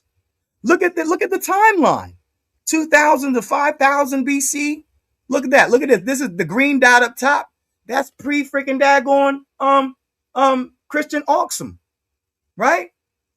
So then we're going to turn around and say that this is a product. Absolutely absurd, bro. Right? Judaic influence, Judaism kings, like they say, so the whole Judaic influence and the anointed Mashiach, how they viewed Christ was very much more on a messianic, Semitic view, as opposed to how the Greco-Romans looked at it like the dude just floated down and turned into a baby and freaking that he's just God, you know what I'm saying? And you know what I mean? And in human form, like some, you know, like a dualistic demigod in a sense, not half God, half man, but he would, you know, he's not a dude, which is absurd. You know what I'm saying? So yeah, let's continue. Let me go a little bit further here. So over here, I had brought this syncretism and Christian tradition, another source that focuses on how the many mechanisms of transmission, of influence from different cultures, you know what I'm saying, affect race and revelation in the study of religious mixture, right? So the history of syncretism, a use of indication, indicates wider interpretive problems in religious studies and theology. So this is not something that's simple, right? Ungrading race and revelation. I'm gonna about to close out a little bit. Importance of seeing tradition as adaptive and an amalgamating rather than static. So to say it is a product of Rome would be that it's some kind of static. And so why are all of these differences there from so far back and still exist today? And the church's division and their theology and their liturgy and their calendar and their all of that still predate and have shows other influences. To say that it's only solely a product of Roman influence is absolutely absurd, and no freaking scholar, no theological, philosophical, or, you know what I'm saying, or otherwise, scholar of antiquity, of anthropology would ever say that. None. Chapters 3, here's your sources, right? Chapter 3 of the Universal Polytheism and the Cases of the Jews, right? Discusses how Jewish monotheism was perceived within the Greco-Roman polytheistic environment. What am I talking about? How they just turned around and looked at it from their own personal perspective. Useful at showing that the Oriental Christianity, including Ethiopia, aligned with Jewish monotheism rather than Greco-Roman dualism. Hit chapter 4, the divine name of characteristics of divine identity, the Second Temple Judaism, early Christianity by Charles A. Xion. Explores how the use of the divine name Yahweh shaped early Christian identity, supports the argument of the Ethiopian Christianity retained Semitic Judaic categories rather than adapting or adopting Hellenized ones.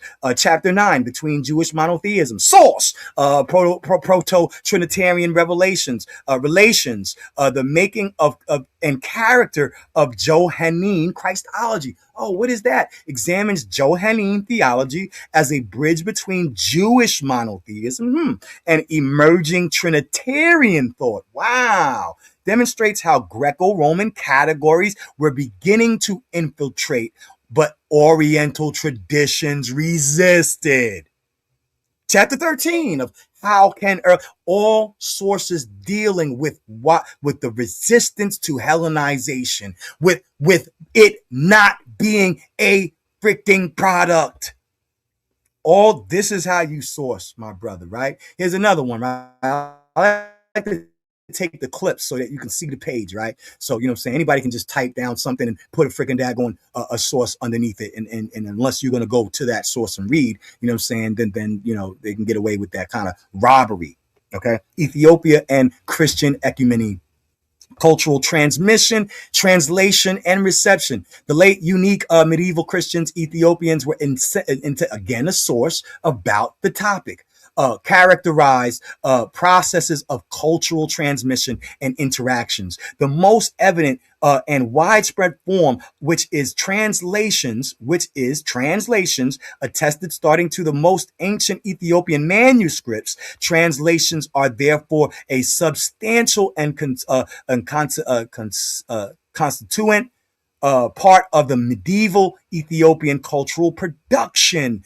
At its own cultural production, and its same time a core element of its literary heritage. Acquisition through translation from Greek categorizes late antiquity. Acquisition, adaptations from revision of text, from Arabic, and later revision of the Bible on the Hebrew text, occasionally at times. Also from Latin, categorized centuries from the 12th to the latest, to the 16th and beyond. So we're seeing Latin, we're seeing Hebrew, we're seeing, you know what I'm saying, Arabic, right? And then, you know what I'm saying? So we're not seeing one cultural transmission from just Rome, right? Here's your Kushite peoples, your Kushite empires, and a map showing, you know what I'm saying, this is Sheba. This is literally like, I think something like 30, 35 or 36 kilometers or something from the Horn of Africa, from Upper Ethiopia. So when it talks about the story of the Queen of Sheba, whether you believe in the lore, the legend itself or not, what it does is talk about a very factual transmission of cultural, right? Cultural, shared culture, shared history, right? Because it's so close. It's right around the block. And this is what the Kushite people control. Sheba controlled this much area and territory right there. Ethiopia, Abyssinia right there, right? Aksum, right?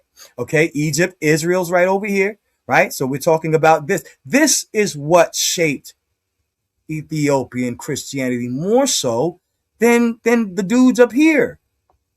Like this is ridiculous, right? Elephantine, where we spoke about, I think the other night somebody had brought up Elephantine Island and about how the Jews, there was a whole entire settlement of Jews there after the destruction of the second temple that actually formed their own temple. And this is a large portion of history that goes on with the king of the king of Ethiopia, Queen of Sheba, King David's story. Elephantine Island has a lot to do with the history of the Ark of Covenant tradition, right? And so while you might not believe in the Ark of Covenant or might not believe that the Ethiopians have the Ark of Covenant, the very interesting thing that you can extract from that information is that there is, in fact, a transmission of culture, a shared cultural history between Elephantine Jews and Ethiopian peoples. And we know that it's a fact because there are Ethiopian Coptic monks that still live on Elephantine Island today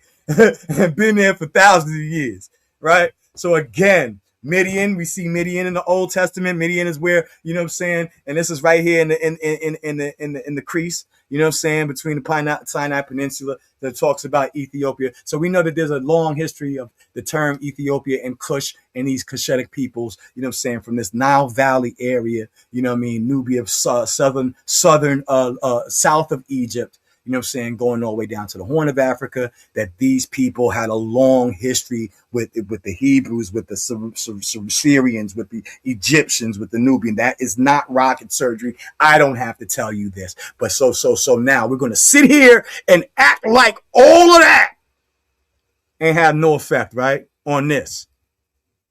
The absurdity, man, the oversimplification. We see genetic transmission, the J1 haplo, right? Origin in the early spread, right? I'm about to close out. If anybody wants to, you know what I'm saying, have a conversation, you know what I'm saying, J1 haplo in Israel. And we're seeing that there's the genetic transmissions of then that means that there's culture, shared culture, that people are moving back and forth. And actually the migrations of this pattern actually even predates Christianity, if not, you know what I'm saying, our earliest freaking daggone scripts of any form of Judaic history, right? These transmissions have been going on for thousands and thousands of years, countless of thousands of years. So again, the genetic transmission only to support. It is not that's not direct evidence, it's circumstantial, right? So the difference between circumstantial and direct evidence, sometimes when you have enough circumstantial evidence, you can come to a burden, of proof. But again, you know what I'm saying, it's the difference between Wu-Tang and PM Dawn, bro. You know what I'm saying, how you argue, you know what I'm saying, if it's oversimplified and people just latch on to you're making it simple, but that and citing a whole bunch of sources that really don't have the tact, or the focus is not specifically on the title. These are just citations that support bits and pieces that you're putting together, but it's not sources that are literally focused on the subject matter. You know what I'm saying? I don't care what the poll says. Ethiopian Orthodoxy, Hellenized churches on images. The images, you will not see statues in there. You will not see any of that in there. Okay? In Ethiopian Orthodox churches, reject that. Hellenized churches, Greek, Eastern Orthodox, right? All of the churches that were products of Greco-Roman Byzantine Christianity do that. All the Eastern churches, the Greek Orthodox churches, they do that, and they have their calendar, and they use Greek and Latin.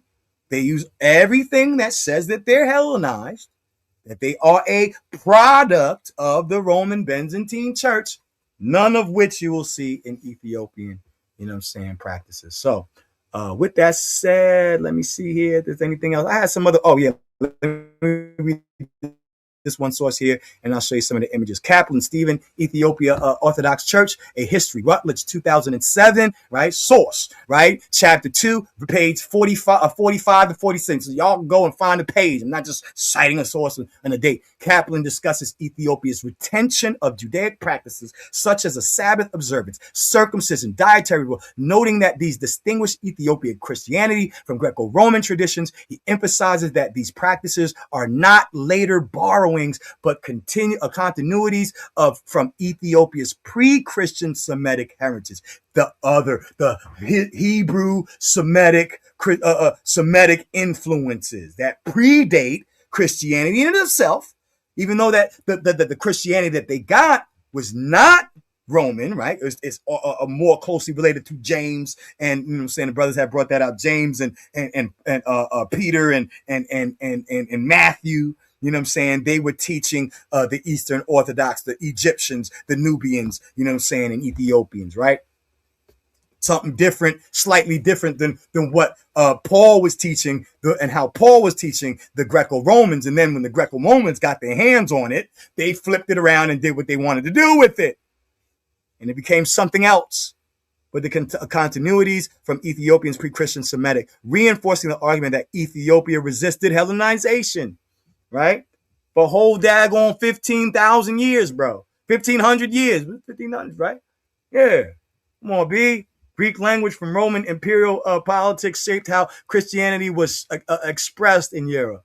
But the core concepts, divine kingship, anointing, resurrection, were already alive in Judaic Nile Valley traditions. Ethiopia's Christianity shows this continuity, rejecting Hellenization and preserving Semitic and Afro-Semitic roots. Nile Valley, Egyptian cooked. Here's key sources. Here's some more sources. Rune, settle back ancient Egyptian religion and how it influenced Christianity on the topic. Here's Christianity, how Christianity came to Africa, foundation of Nile Valley, source on the topic. Robert N. Bound, Egypt and the Nile Valley before Roman occupation, right?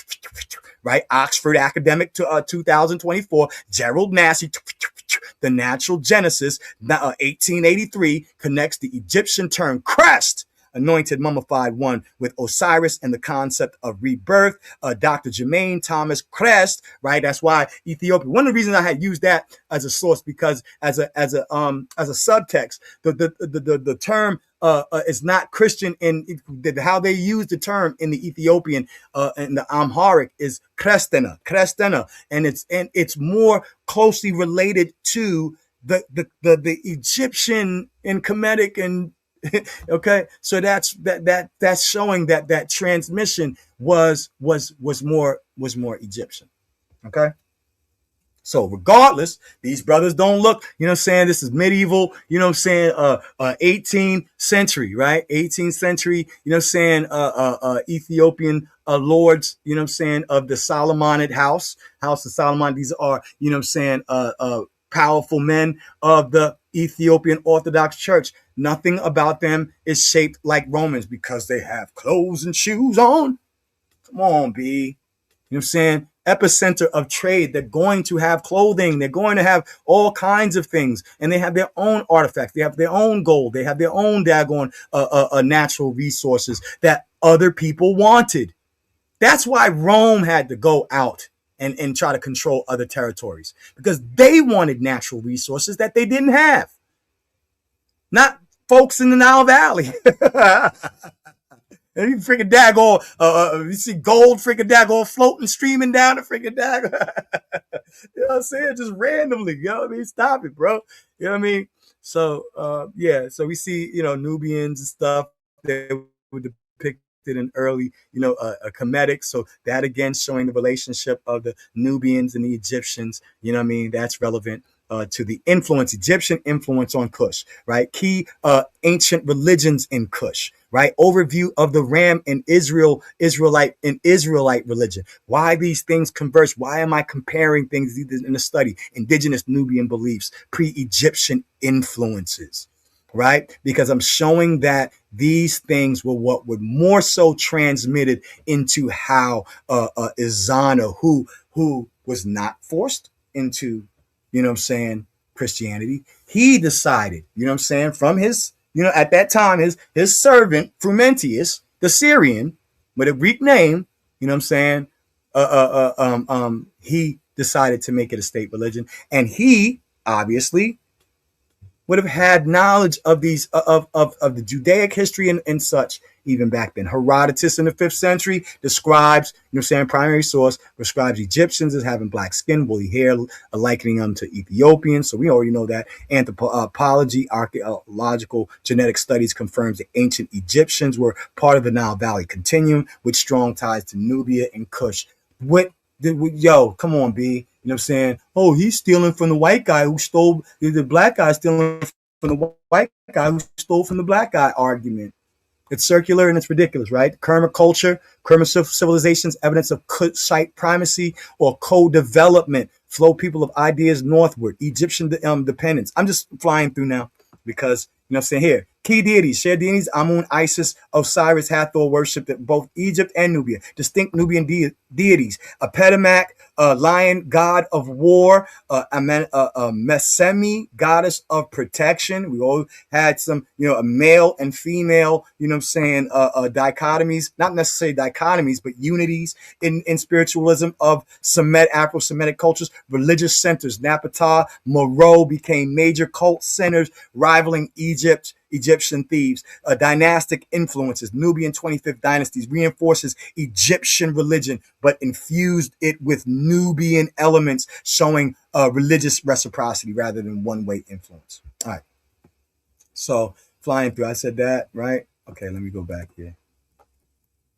So I like to, you know what I'm saying, and be a little silly and stuff, but I give images and stuff too. But I gotta get, sometimes you gotta get past it. Having quotations from the Jesus Wars, right? Christ's nature. What was the wars about? It was the war about whose Jesus virgin was going to stick and was going to be enforced on everyone else. And that was primarily the Romans' opposite doctrine that started the Jesus Wars. It says here, he said in one of those discussions that the Ethiopians were engaged in bloodshed and stuff during it. No, they weren't. They were resisting by not accepting the daggone Romans' theology, but they weren't in no way in part of any of those massacres, right? The popularity of monophysite label also owes something to the rhetorical practice, as each side framed the debate in a way that made its enemies look as bizarre and outrageous as possible. Jenkins points out that calling monophysites was polemical. Right? The polemics, Ethiopia was often mislabeled, but in reality held of monophysitism to a hedo non-monophysitism. And any theological struggle, the first 1,000 years are always the bitterest. That reflects the ferocity of early church conflicts, including the Chalcedonian Romans, right? Split that permanently separated Ethiopia from Greco-Roman. Permanently. This is a quotation from the book called The Jesus Wars that he brought up and didn't read this part to you. Philip Jenkins. I ain't one to gossip, so you ain't heard it from me. This reflects the ferocity. Separated Ethiopia from Roman Christianity in the first 1,000 years, bro. This is Ethiopian Christianity, bro. You won't find none of this in no daggone Sanctus. Oh, yeah, bro. Nigga, please. We see the Ark tradition in Egypt first. You know what I'm talking about? The Hebrew Ark. You know what I'm saying? How similar is that to how the Kemetic people had their Ark traditions, right? Ethiopian art, you won't see no daggone sculptures and stuff on their replicas that they have in every single church. That is not done in the Greco-Roman church or the Greek Orthodox church or in the Egyptian Oriental Orthodox churches or in the, come on, bruh. You'll see this in the Roman Catholic Church, you know what I'm saying, trying to replicate what the black folks did. Put a whole white woman on top of it, excuse my language. And if you look at the shape of the wings, that is in the shape of the Vesica Pisces, which is the shape of a vagina. Excuse my language. Trying to mimic the originator. Come on, B. Stop doing that. Stop giving them people more power than they deserve to have, B. Jesus is proclaimed Messiah anointed. I think I'm about done here. Yeah, hold on. Let me see. Early Christianity, Ethiopia. Man, I got sources that deal with the topic, not just sources, citations of about, oh yeah, this one Clement was in this era, blah blah blah, this time and another, right? Okay, and the source that establishes that is this. Okay, what is that establishes the dude? But what does it have to do with the price of a can of beans? Right? The garb. This is early Nubian garb, pre-Christian. He talking about these folks supposed to be butt naked with bones in their nose. They actually did a replica of what their clothing looked like in the images and how they garbed themselves prior to pre-colonial Nubia. We'll sit here and act like they were supposed to be butt naked until the Greeks, and that's why they have clothes on, so they must be Greek. Man. Manufactured Negroes, in the words of the honorable oh man, manufactured papal headgear, the camelicum. I went through the papal head, showing he wanted the medieval tiara evolved from early Eastern court headgear. It's different than the Coptic liturgical vestments, visual continuity, Coptic vestments and liturgical dress, stoles, tunics, headgear, embroidered panel. He tried to make it seem like because these folks were wearing clothing and crowns on their heads. And one dude had a little freaking daggone image, and that was all the way in the 20th century, that somehow that constitutes being a product of Rome. Nubian royal clerical crowns, wall paintings, cathedral, Nubian crowns and episcopal regalia was different than the Byzantine, right? It has parallels, but the pharaonic forms, right? The reconstruction of Nubian royal dress, Pallium, Orpheon lineage, right? Bishops on the bishop's shoulders bands, Western Pallium. That's different. They don't do that. We do not do that here. We do not do that here. We will not have it. Look at this egghead. You show me that in Ethiopia. Bro, you know, it looked like a boob. Bro, come on, with the fish head, the dog, ain't none of that. You're going to see in Ethiopia. We're going to see this.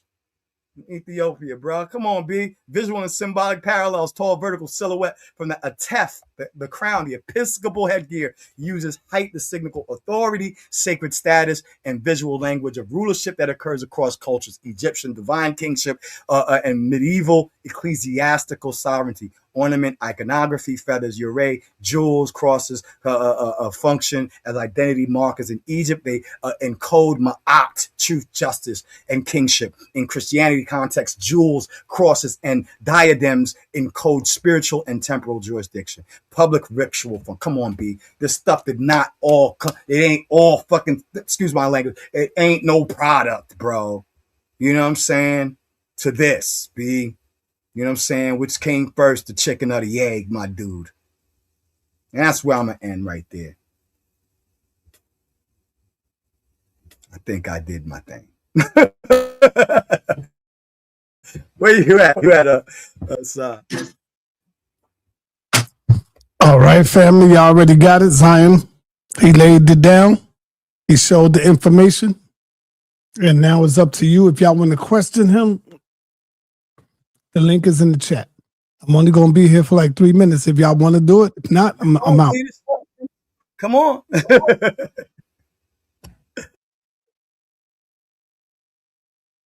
All right, man. Nobody? All right. Nobody. Yeah, they be scared of this information. Message to all moderators. I don't know why I got to keep saying this, but I'm going to say it again. Nobody should not be blocking anybody. Nobody. I'm the only one that block you. But if you see a comment that say something very nasty or disrespectful, you got the green light to do that. I'm saying, but the comment got to be like real disrespectful. You know what I'm saying? Real disrespectful. Like cursing out somebody's family member or saying something to somebody's dead parents. That's the green light right there. Nobody blocks nobody. And when you get timed out, nobody untimed them. They got timed out for a reason. Why would you come behind the person and then untime them? You don't do that, man. Y'all don't do stuff like that. Let they butt be timed out. You know? Let them be timed out so they can think about what they did. I'm going to call you right back, all right? I'll call you right back. Yeah. So that's what it is, man. Anybody want to come in? Anybody got any questions?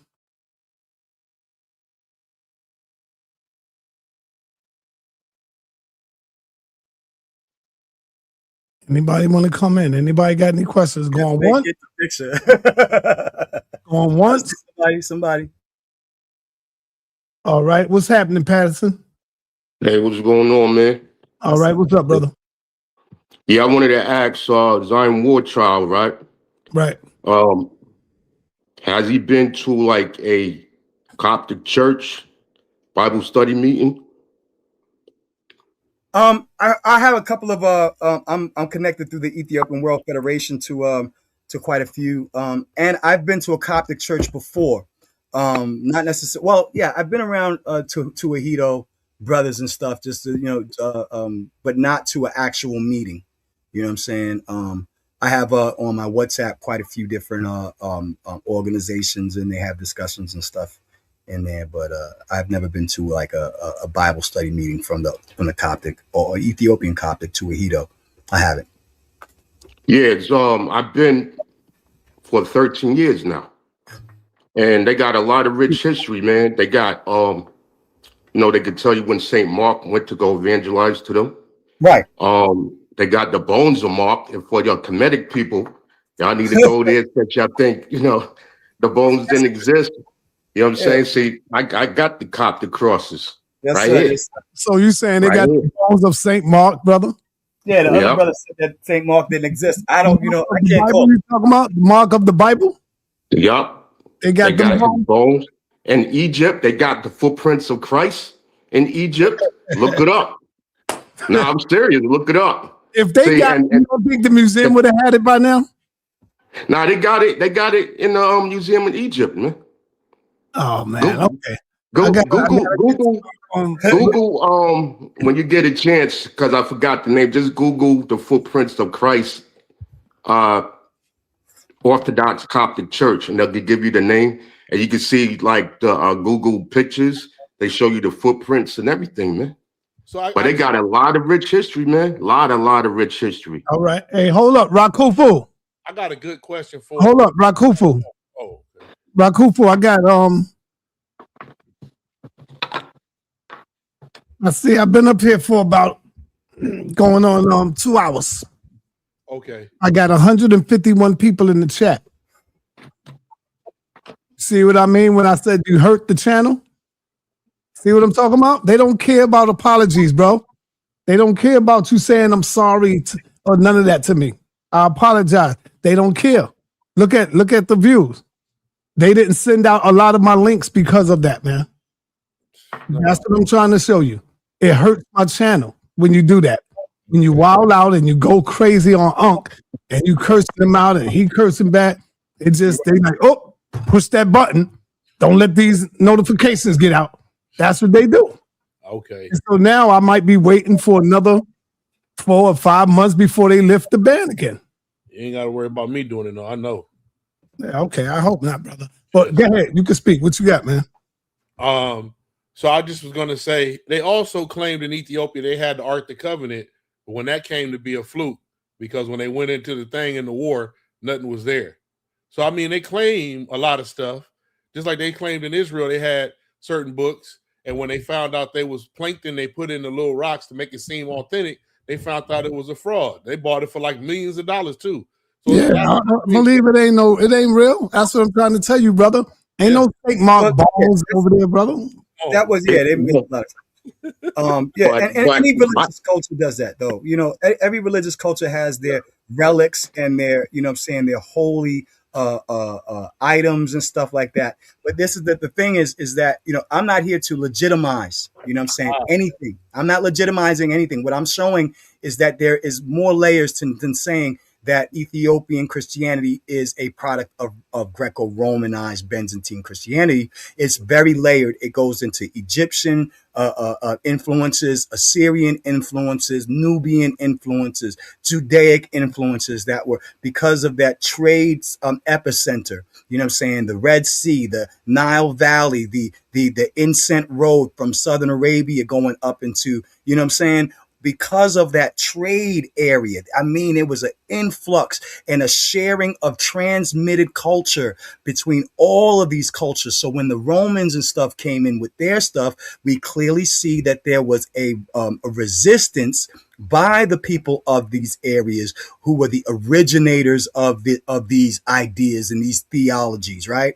And so that resistance remained in Ethiopia, and Ethiopian Christianity, you know what I'm saying, rejected the Hellenization. That's all. I'm not here to I'm not here to legitimize the Ark, or, you know what I'm saying, or legitimize this or legitimize these claims. Let me ask you though, with that being said, you know how Ethiopia at one time was, before Ethiopia was Aksum, Abyssinia, before them names, you had DMT, like Ma'at or yes. Okay, before the Demotic, so they had the biggest, I think it was Abyssinian society, the biggest Tekhen, or what we call Obelisk on Earth. So it was a deep connection with Nubia, Kush, Kemet, and that was a part of Kush. And so I just wanted to ask you and King J, is there any significance in that? Because I know King J studies ancient Kemet too. Any significance in that Tekhen or that obelisk and ancient Kemet? Any connection there, King J? I'll say this: if you look at it, it's actually the way the top is shaped. It's circumcised. Yeah, it shows circumcision being practiced prior to. It is a circumcised tech. So that shows the Semitic practices and traditions going back that far, even pre-Christianity. That's the one thing I can extract from that. When we say Semitic, Semitic, let's be careful, because the Kemetic came before the Semitic. We were doing so when we do with the Kemetic Semitic thing, I've also studied that. Just like we say African American, they say Afro-Asiatic, and it means exactly the same. The base is Africa. Everything outside that was landed in America or landed in Asia, thus African Asiatic, African American. Right. Absolutely. That's what I'm talking about. Exactly. So you get it. You get what I'm saying. How sometimes certain things can be oversimplified. Now, even with the term African American, let's look at it from a modern perspective now with the FBA and the situation. You can't put everybody under one umbrella, you know what I'm saying, because, you know, we were labeled something from this one time period, you know what I'm saying, and now people are saying, well, I have, you know, native indigenous, you know what I'm saying, genetics, and I, you know what I'm saying, I'm not affected by African culture. culture. I'm American. My identity is different, right? Even how, like, for instance, people in Louisiana have a lot of French, right? Cultural influences on them, and that we don't have in New York, right? In New York, we have a lot of influences from Jewish, Italian, Latin American, because of the influx of certain immigration that came. So to say that we are a product of any one thing is so oversimplified. But Warlord, we've been on that page. Everybody been on that since roots. We know we got light-skinned octoroons and mulattoes, but they chose to be a part of this African thing. If they choose right now, to not be a part, then make your own little subset. You just break it up. You're already African, Bob. And even those people you go into, they gonna go trace their right around back to Africa too. Right. Go ahead. So, you know, yeah. Go ahead, yo. I think King Jay wanted to answer the question too. Yeah, I did have a question to the brother. Piece of the panel. Did you say that the transmission of Christianity into Ethiopia came through Philip? No. Well, okay. So when I deal with that with the eunuch legend, I don't think that it has to necessarily be a literal story, right? But what it does is transmit that there was a historical transmission of culture and text between Ethiopians and Jews of that early first century. I can definitely say that that is true. While that story may have symbolic meaning behind it, more so than historical fact. You know what I'm saying? So, for instance, the whole Queen of Sheba Solomon story, you know what I'm saying? Whether these people or characters were real or not does not take away from the fact that Yemen, Sheba, and Ethiopia had that connection with Israel through, and there's historic proof that there were Ethiopian and trade routes between Israel and, you know what I'm saying, during those early times. So when we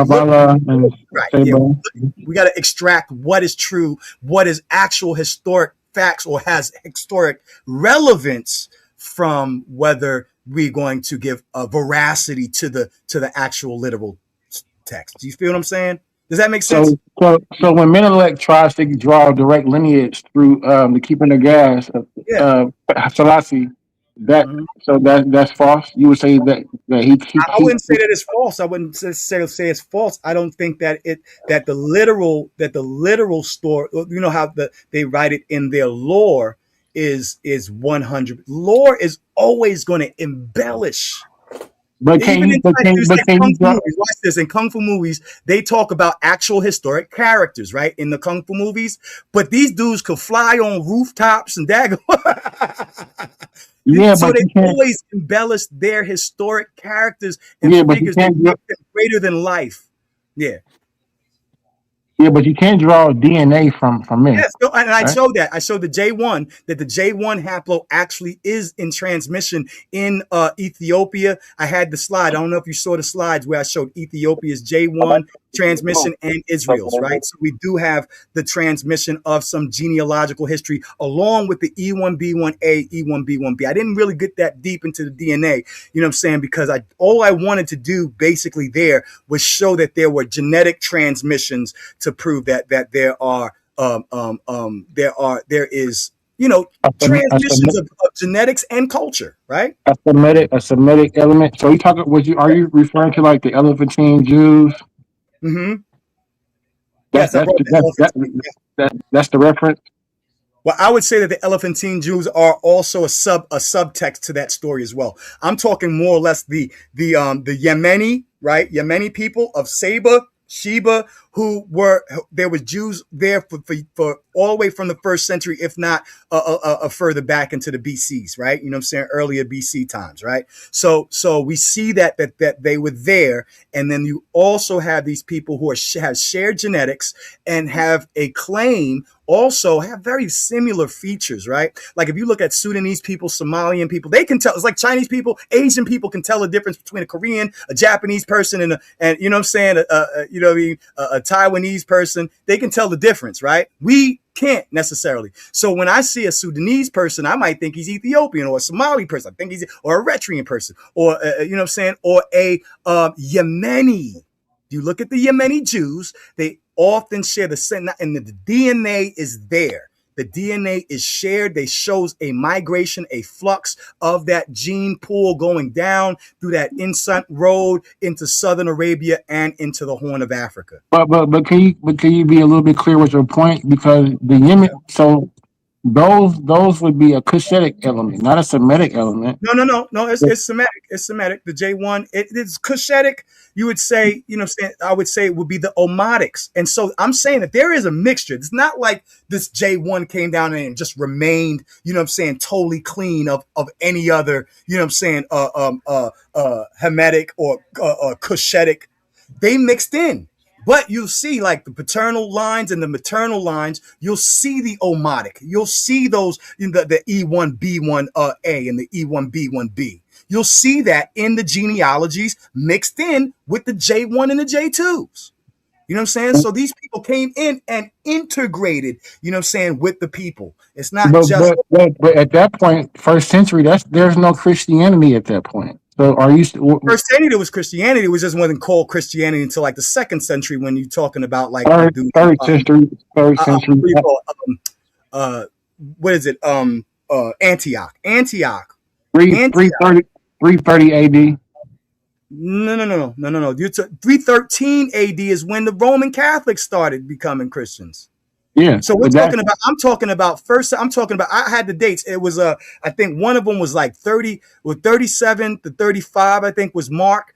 And then we went over, it went to 90 something, 8. So we're talking about transmissions of Christianity. It might not have been called Christianity back then like that. You know what I'm saying? Like it was still a Judaic and an early faith. However, it was still being propagated prior to the 3rd century, yo. You know what I'm saying? The 3rd century is when the Greeks then start to make it legal, right? At that time, in the 1st and 2nd century, the Greco-Romans were persecuting these people in all of the lands. There was huge massacres and slaughters going on from the 1st century all the way up to the 3rd century. And then we have Constantine and Constantinople, you know what I'm saying, ecumenical councils and all of that stuff starts happening all the way into the 4th century. Then we get the Chalcedon. Chalcedon is when Romans decide this is how Christianity should be worshipped. Right? You know what you're describing to me though? You sound like, you know how the Muslims, you know, talk about Muhammad and Mohammedanism is not, you know, the pure religion, you know, preaching of, you know, Islam. That's what you're sounding like to me. It's sounding like you're giving me Paulism, right? You're giving me Paulism in Ethiopia. No, it's not at all.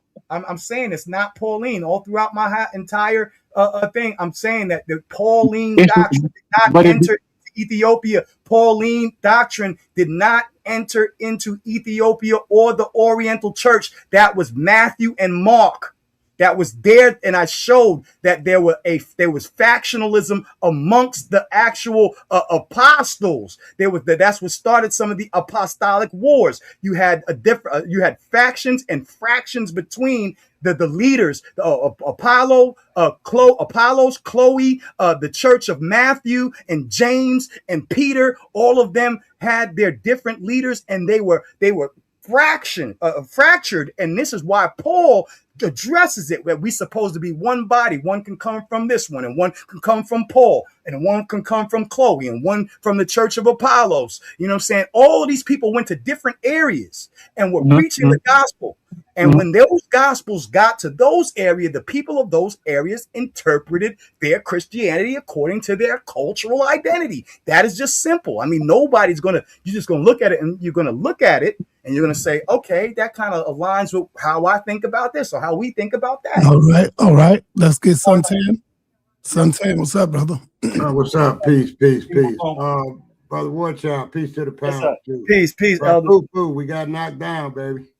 Yeah, y'all got y'all butt kicked. I see like that. Not the Pistons. No, I didn't say the Pistons. The Lions, man. We still on top. It don't matter if you're on top. It don't matter. Guess what? Guess what, Rakufu? Said not the Pistons. Hold on. Guess what, Rakufu? Wasn't Cleveland Cavaliers? Didn't they have the best top record? Right. And they butts got knocked out in the first round. What are you talking about? It don't matter. I get it. Yeah, you better get it. You better get it. I think Hey, my whole thing is if the Lions can make it to the play, they didn't make it. They ain't gonna go nowhere. But we went in the baseball. We went to the playoffs, and we going in either to the championship or definitely the playoffs again in the Pistons. So Detroit is rather. Remember, Detroit historically, we talking history, is the blackest major city in America. Yeah, we good, but Sidon got the big head over there since New York. They kind of did their thing. You guys got. Now we getting ready to get Giannis. We getting ready to get Giannis. You think? Yeah. Yeah, we getting ready to get Giannis. Y'all get a championship. That's gonna take us over the top right there. You get a championship, y'all get him. Yeah, we getting ready to get him. He already requested that he want to go to New York. Did he? Yeah, where you been at, man? No, I ain't heard nothing like that, man. I heard he was He thinking like he hurt because he don't want to play for Milwaukee no more. Yeah, I heard he wanted to come to the Pistons. Nah, he don't want to go to the Pistons. That's what I heard. You heard wrong, brother. You want to go to a bigger market where he can be able to make a lot of money. He can make it in Detroit. No, you can't. Gore, you know who owned the Pistons, the billionaire. Yeah, but it's different. It's different. Tom Gore, millionaire. Hey, no, don't worry about it, Suntan. He don't want to say it. He don't want to say it. It's black. All of the owners of the NBA are millionaires. What are you talking about? All of them. Billionaires. Not million, billion. Yeah, billionaires too. Right. Our guy, Tom Gore, is a billionaire. Michael Jordan is a billionaire. Yeah. So we ain't worried about it. I just see the Charlotte Hornets. So I got that little smirk over there because they got that little championship. Nah, that's not a little championship, brother. Y'all keep minimizing that. Every team in the NBA tried to make it that far. The Pistons got knocked out. Yeah. They couldn't make it. We didn't make it. So Los Angeles Lakers got knocked out by San Antonio. Well, what you gonna say when we come and kick y'all butts? And then what's the other team? They got knocked out with Shea. Yeah, that's facts, but that's okay. Come on, man. The Knicks walked all the way through. They was knocking people out. Hold up. I want to ask you this, Suntan. So I don't want to get on who can put them things up the best. We got the greatest of all time, Joe Louis from what's his name? The best boxer. No, I'm talking about better than all of them. Sugar Ray Robinson. Right. Mic drop. Pick that all up. Right, look here. Well, we gonna wipe that smoke off your face, Si. So just you can smile right now, but we coming. You know. Yeah. So no, Jordan never bought it, but he's partners with somebody else. Right. In the Charlotte Hornets. He's part owner. Yeah. Right. Why do you think you see him down there sometime getting at the players? Getting at them. I mean, he be schooling them, that's all. And he from Brooklyn. Hey, watch out. Yes, sir. Yeah. One thing I would have liked one thing I liked at the presentation, but I would like to see more dates. That can give me a better way to I could right. Jordan told his state. Oh, okay. I didn't know that. Definitely. I'll do better with that. You know what I mean? Because it was good information. Like I said, I just wanted to see some more dates. Because I understand that when that printing press was made, I looked that up. That was in 14. Hold on, when that printing press was made. And, a lot of information, man, that's been put out by Europeans. Right. 1450. That's, so we got to be careful with the information, man. Right. Like, for instance, he had the brother Selah Shalom, you know what I'm saying? He strategically threw the picture, the image of Mark, right? He said he's a Libyan. That picture is from the 14th century. And it was painted by a like some Italian painter, right? So when these Italian dudes were painting the saints in Europe, we know that they didn't paint them especially during that time. That's like medieval Europe, you know what I'm saying? White was everything, everything was pasty, a little extra daggone, Hey, War Child. Hey yo, hold up. Jordan sold his share for $3 billion. He had the NASCAR, man. $3 billion?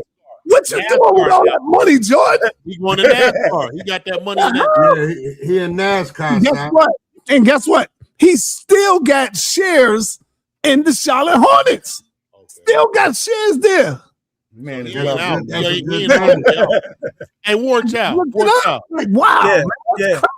That's beautiful, man. My question to you would be, do you think that from the Catholic Church to the Ethiopian church, that it played out and it came out all the way to the urban streets of the thug life of the mafia being up under Italy and the Rastafari being up under the Rasta man that's on the block?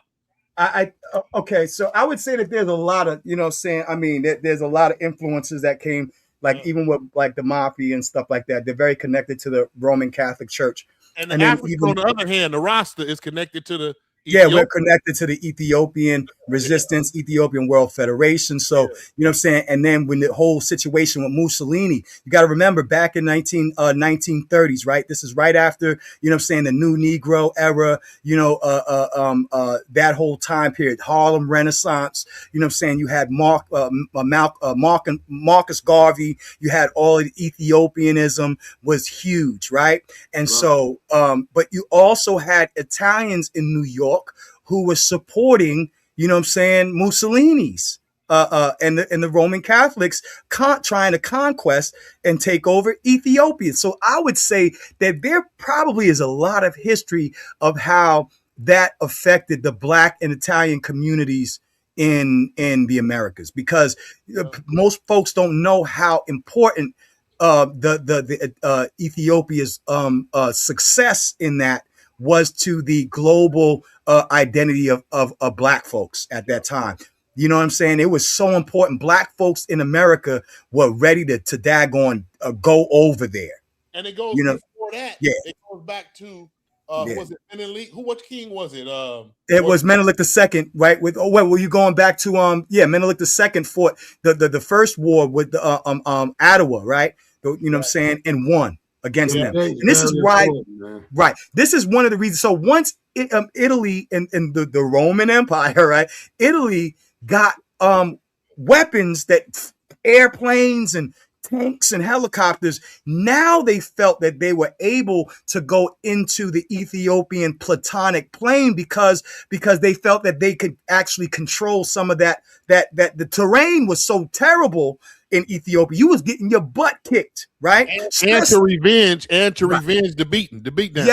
Yes. So they came back to try to revenge that beatdown a second time, got whooped again. And, it took a little, they got some, they got some hits, you know what I mean? But they ended up getting pushed out again. They couldn't sustain it. So, but that's why it took so long for the Italians to this beef, this old 1st to 2nd century beef going into the 4th century beef, you know what I'm saying, between these two and warlords, sets. Yeah. And that's what I'm saying. It's from the head, yeah. When you look at we got planes now, we gonna go over there back. When you look at the Italians, they rock like they do all their little the Catholic thing, they do their little coronations and all that. Right. The mafia.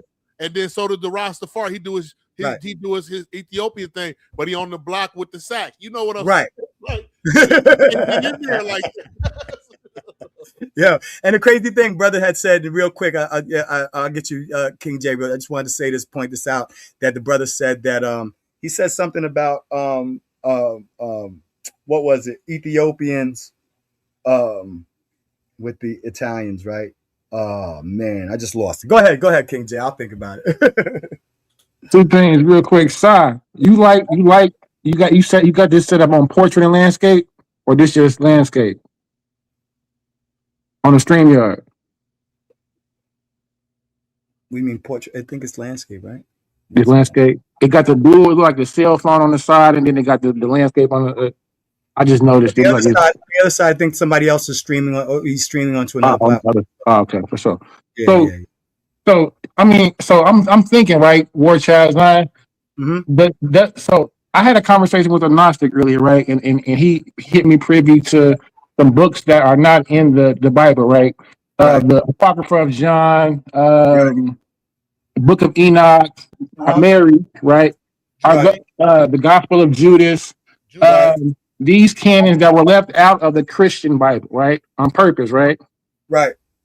So are these canons in the Ethiopian canon or no? Okay, so some of the apocryphal texts that we see later on come later, and some of them are the writers are questionable whether they're of Europeans. Like I said, with the syntax, seeing the Semitic syntax in a text. Now, when we see like Enoch 1 and Enoch 2, we see that syntax there, and we also know that it was originated in the early Levant and Aramaic sources, because we see it in the scrolls of Qumran. Now, other texts like Jubilees, Jasher, that's in there. That's in the Ethiopian. They preserved a lot of the old texts. You know what? What I like about it is a lot of these texts are not congruent, right? And Ethiopia decided to maintain the integrity of those texts, not so that they could try to formulate which books they were going to make the central focus of their doctrine. They kept them intact, even though there's some contradictory stuff in there. Like, yo, we just going to preserve this stuff, right? And meanwhile, the Romans, they took out stuff and only kept the canon that supported their doctrine. The Ethiopians said, I don't care if it supports us. We're going to preserve it. So I agree. I would agree with you in saying that Ethiopian has the purest form, has all the books. But so that would make so I'm glad you said Ethiopian Christianity that distinguished between what you just said Christianity, because Christianity does not have those books. So I agree in everything what you just said. It sounds kind of like a Gnostic viewpoint. Would you agree that Ethiopian Christianity and Gnosticism are the same? Because they draw from the same source. I wouldn't know if agnostic and agnosticism. You mean agnostic? Gnosticism. Oh, Gnosticism. Yeah, Gnosticism. I would say Gnosticism. Actually, I had one of the charts that I had Gnosticism under Hellenized. So Gnosticism does pull from the diaphysite form of thinking of Christ. And it really seems like it's so tedious, you know what I'm saying, whether Christ is divine and human, or divine and human, or divine yet human, right? It's like the way they look at it is really interesting. Before you go, let me just put it. Hold on real quick before you, because Zion, some of those books that you said are in the Ethiopian canon, right? The Gospel of Judas, right? They portray different stories. Yes, I'll say agnosticism does have a lot of Gnosticism does have a lot of texts that were not canon, and they do challenge some of the Roman Hellenistic ways of thought. You know what I mean? But it still has a lot more. It would be more a product, and even though it veers left from them, you know what I'm saying? It would be like even Protestantism, we could say, even though they are a product of Roman Christianity, even though they broke away and then they formulated how they viewed the divinity of Christ and such in their own way. They're a child. They came off and they, you know what I'm saying, they went against their mother, you know, so, or their, paternal, origin. But that's a product. That's different than Ethiopia. Ethiopia had too many other influences outside of Rome to consider it just Roman. Yeah, that's what I'm trying to do. War Child, you and yes, sir. King J. What would y'all say that the Muslims hold up a text that's biblical? I want to ask first, is it in the Ethiopian Canonical? It's called the Book of Barnabas. And where is it found if it ain't outside of Islam? Okay, the Book of Barnabas. I'm not sure of Book of Barnabas. Let me look that up, though. Go ahead, King J. Yeah, that's a good one too. I haven't looked that one up. I'm not familiar with that as well. Because I know the Muslims push it all the time. So I would say this though. Ethiopia, even in the Kebra Guest, they had snippets from the Quran. There was some use of Quranic texts in the Ethiopian works and transcriptions. They were not necessarily. You got to remember this too. There's a history in the Quran or in the Hadiths that speak about how Muhammad's people went to Ethiopia during this to be protected. Like everybody was going to Ethiopia to run from the BS, right? When people wanted to get below the radar and above the BS, they went to Ethiopia. Even from Frumentius to all of these dudes, they all went somewhere they knew that they couldn't be touched.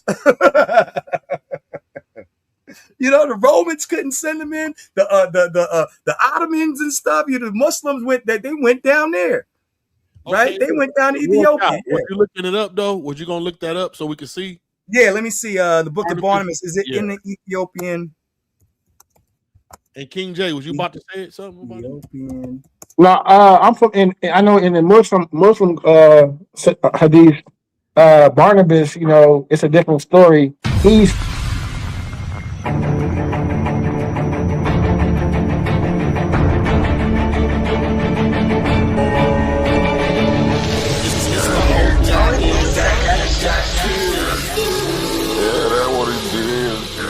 messed up, like he saved from up there where y'all at. He saved from New York. Well, upstate. Upstate New York? Nah, we don't claim that. Screaming at the top of your lungs don't make you that guy. Try to watch my style and replay it, don't make you fly. Don't take a break, cause the fake like the snake. When the big dog away, all they do is clout chase. When I enter the room, all they do is bout face. Put them lions on my back, then ball with the minister. Side put me on now, everybody wanna mimic you. Yeah, I thought I told you we the toughest here. We be on the scene, niggas screen our shit. We the toughest you done seen, we the big boy clique. If he really want smoke, I pull up with him. Toughest environment, smoke city. I can tell by your energy, you ain't really woke. He showed up to debate, but he choked. No money in his pocket, boy broke. Shit, the only thing he can teach is hope. Kill a spider, drown a fish, stomp a rose, do something. But don't come on sa.neter with the stunt. Everybody over here getting money. Touche hit me up, told me go run it. Guess I'm Carl Lewis. You looking dumb foolish. Nigga way upstate making soft music. Boy, this the toughest environment. Show